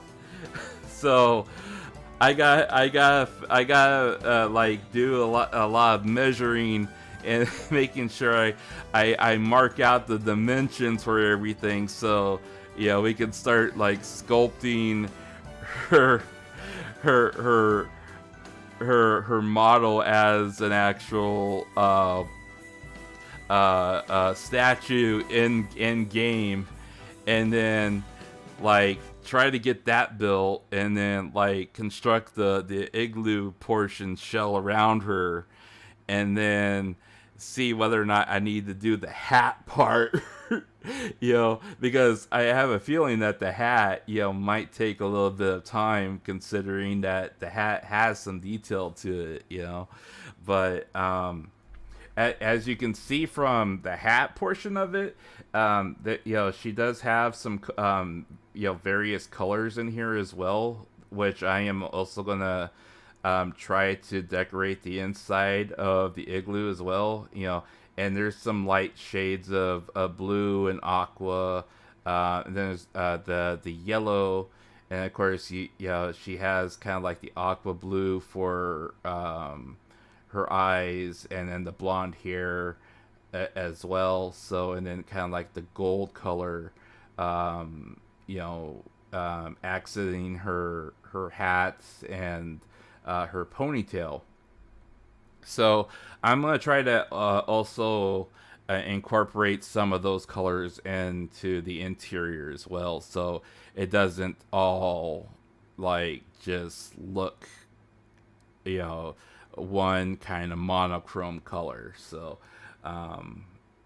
we have about 2 weeks to work on this, and this week I think we'll be I'll be able to hammer out a lot of this stuff this week, as long as I'm able to do the measuring out, and then being able to start building on things right away, like tomorrow, and then like Wednesday and Friday, especially. Then I think we'll be able to hit it pretty good, and hopefully by the weekend we'll be a pretty good amount of the way built on these things in time for Christmas, and then kind of relax over the weekend a little bit. So, but we'll see. But that's kind of where we're at on things tonight, and I'm gonna call it a night here, because if I crash now, I can wake up later on. For me, it'll be morning. For you guys, it'll be evening, going on nighttime. And then depending on what people are streaming and doing tomorrow morning for me.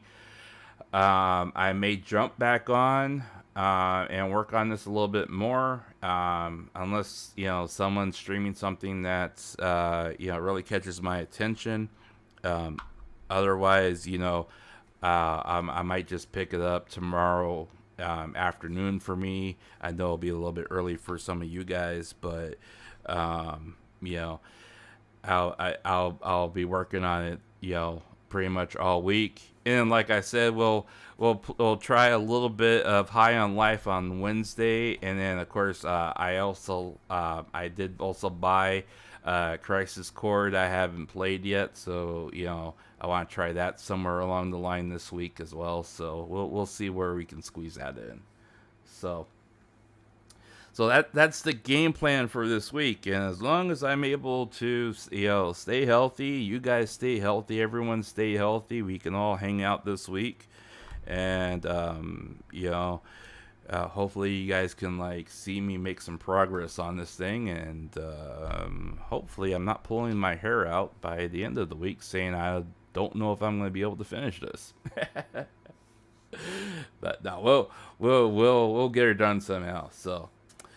But, alright guys, I am going to call it a night. Thank you so much for hanging out with me tonight. I appreciate everyone dropping in, dropping by, listening to me. Again, you guys are always welcome to, hang out with me here. If I don't have a particular topic that I'm talking about, we can talk about anything that you guys want to talk about. It's, this is just as much of a hangout as a gaming stream. You guys, if you guys don't remember, my rules are pretty simple. As long as we're not at each other's throats, as long as we're not arguing, and we respect each other.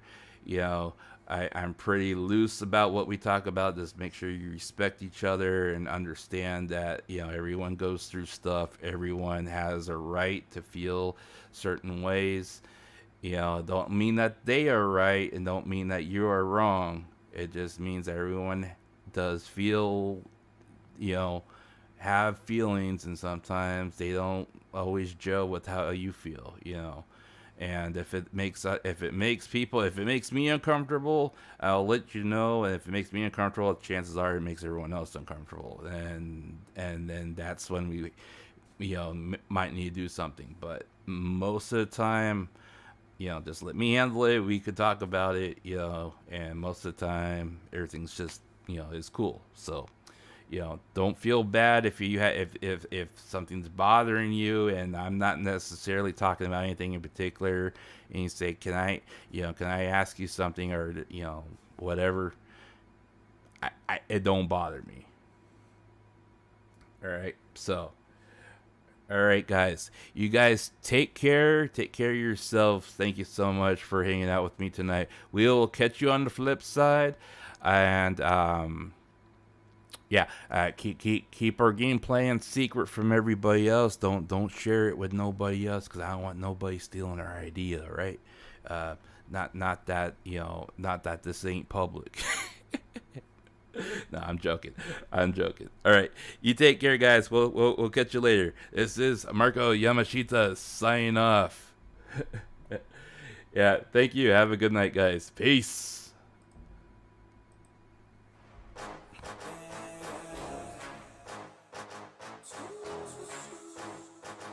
Yeah, let's go. New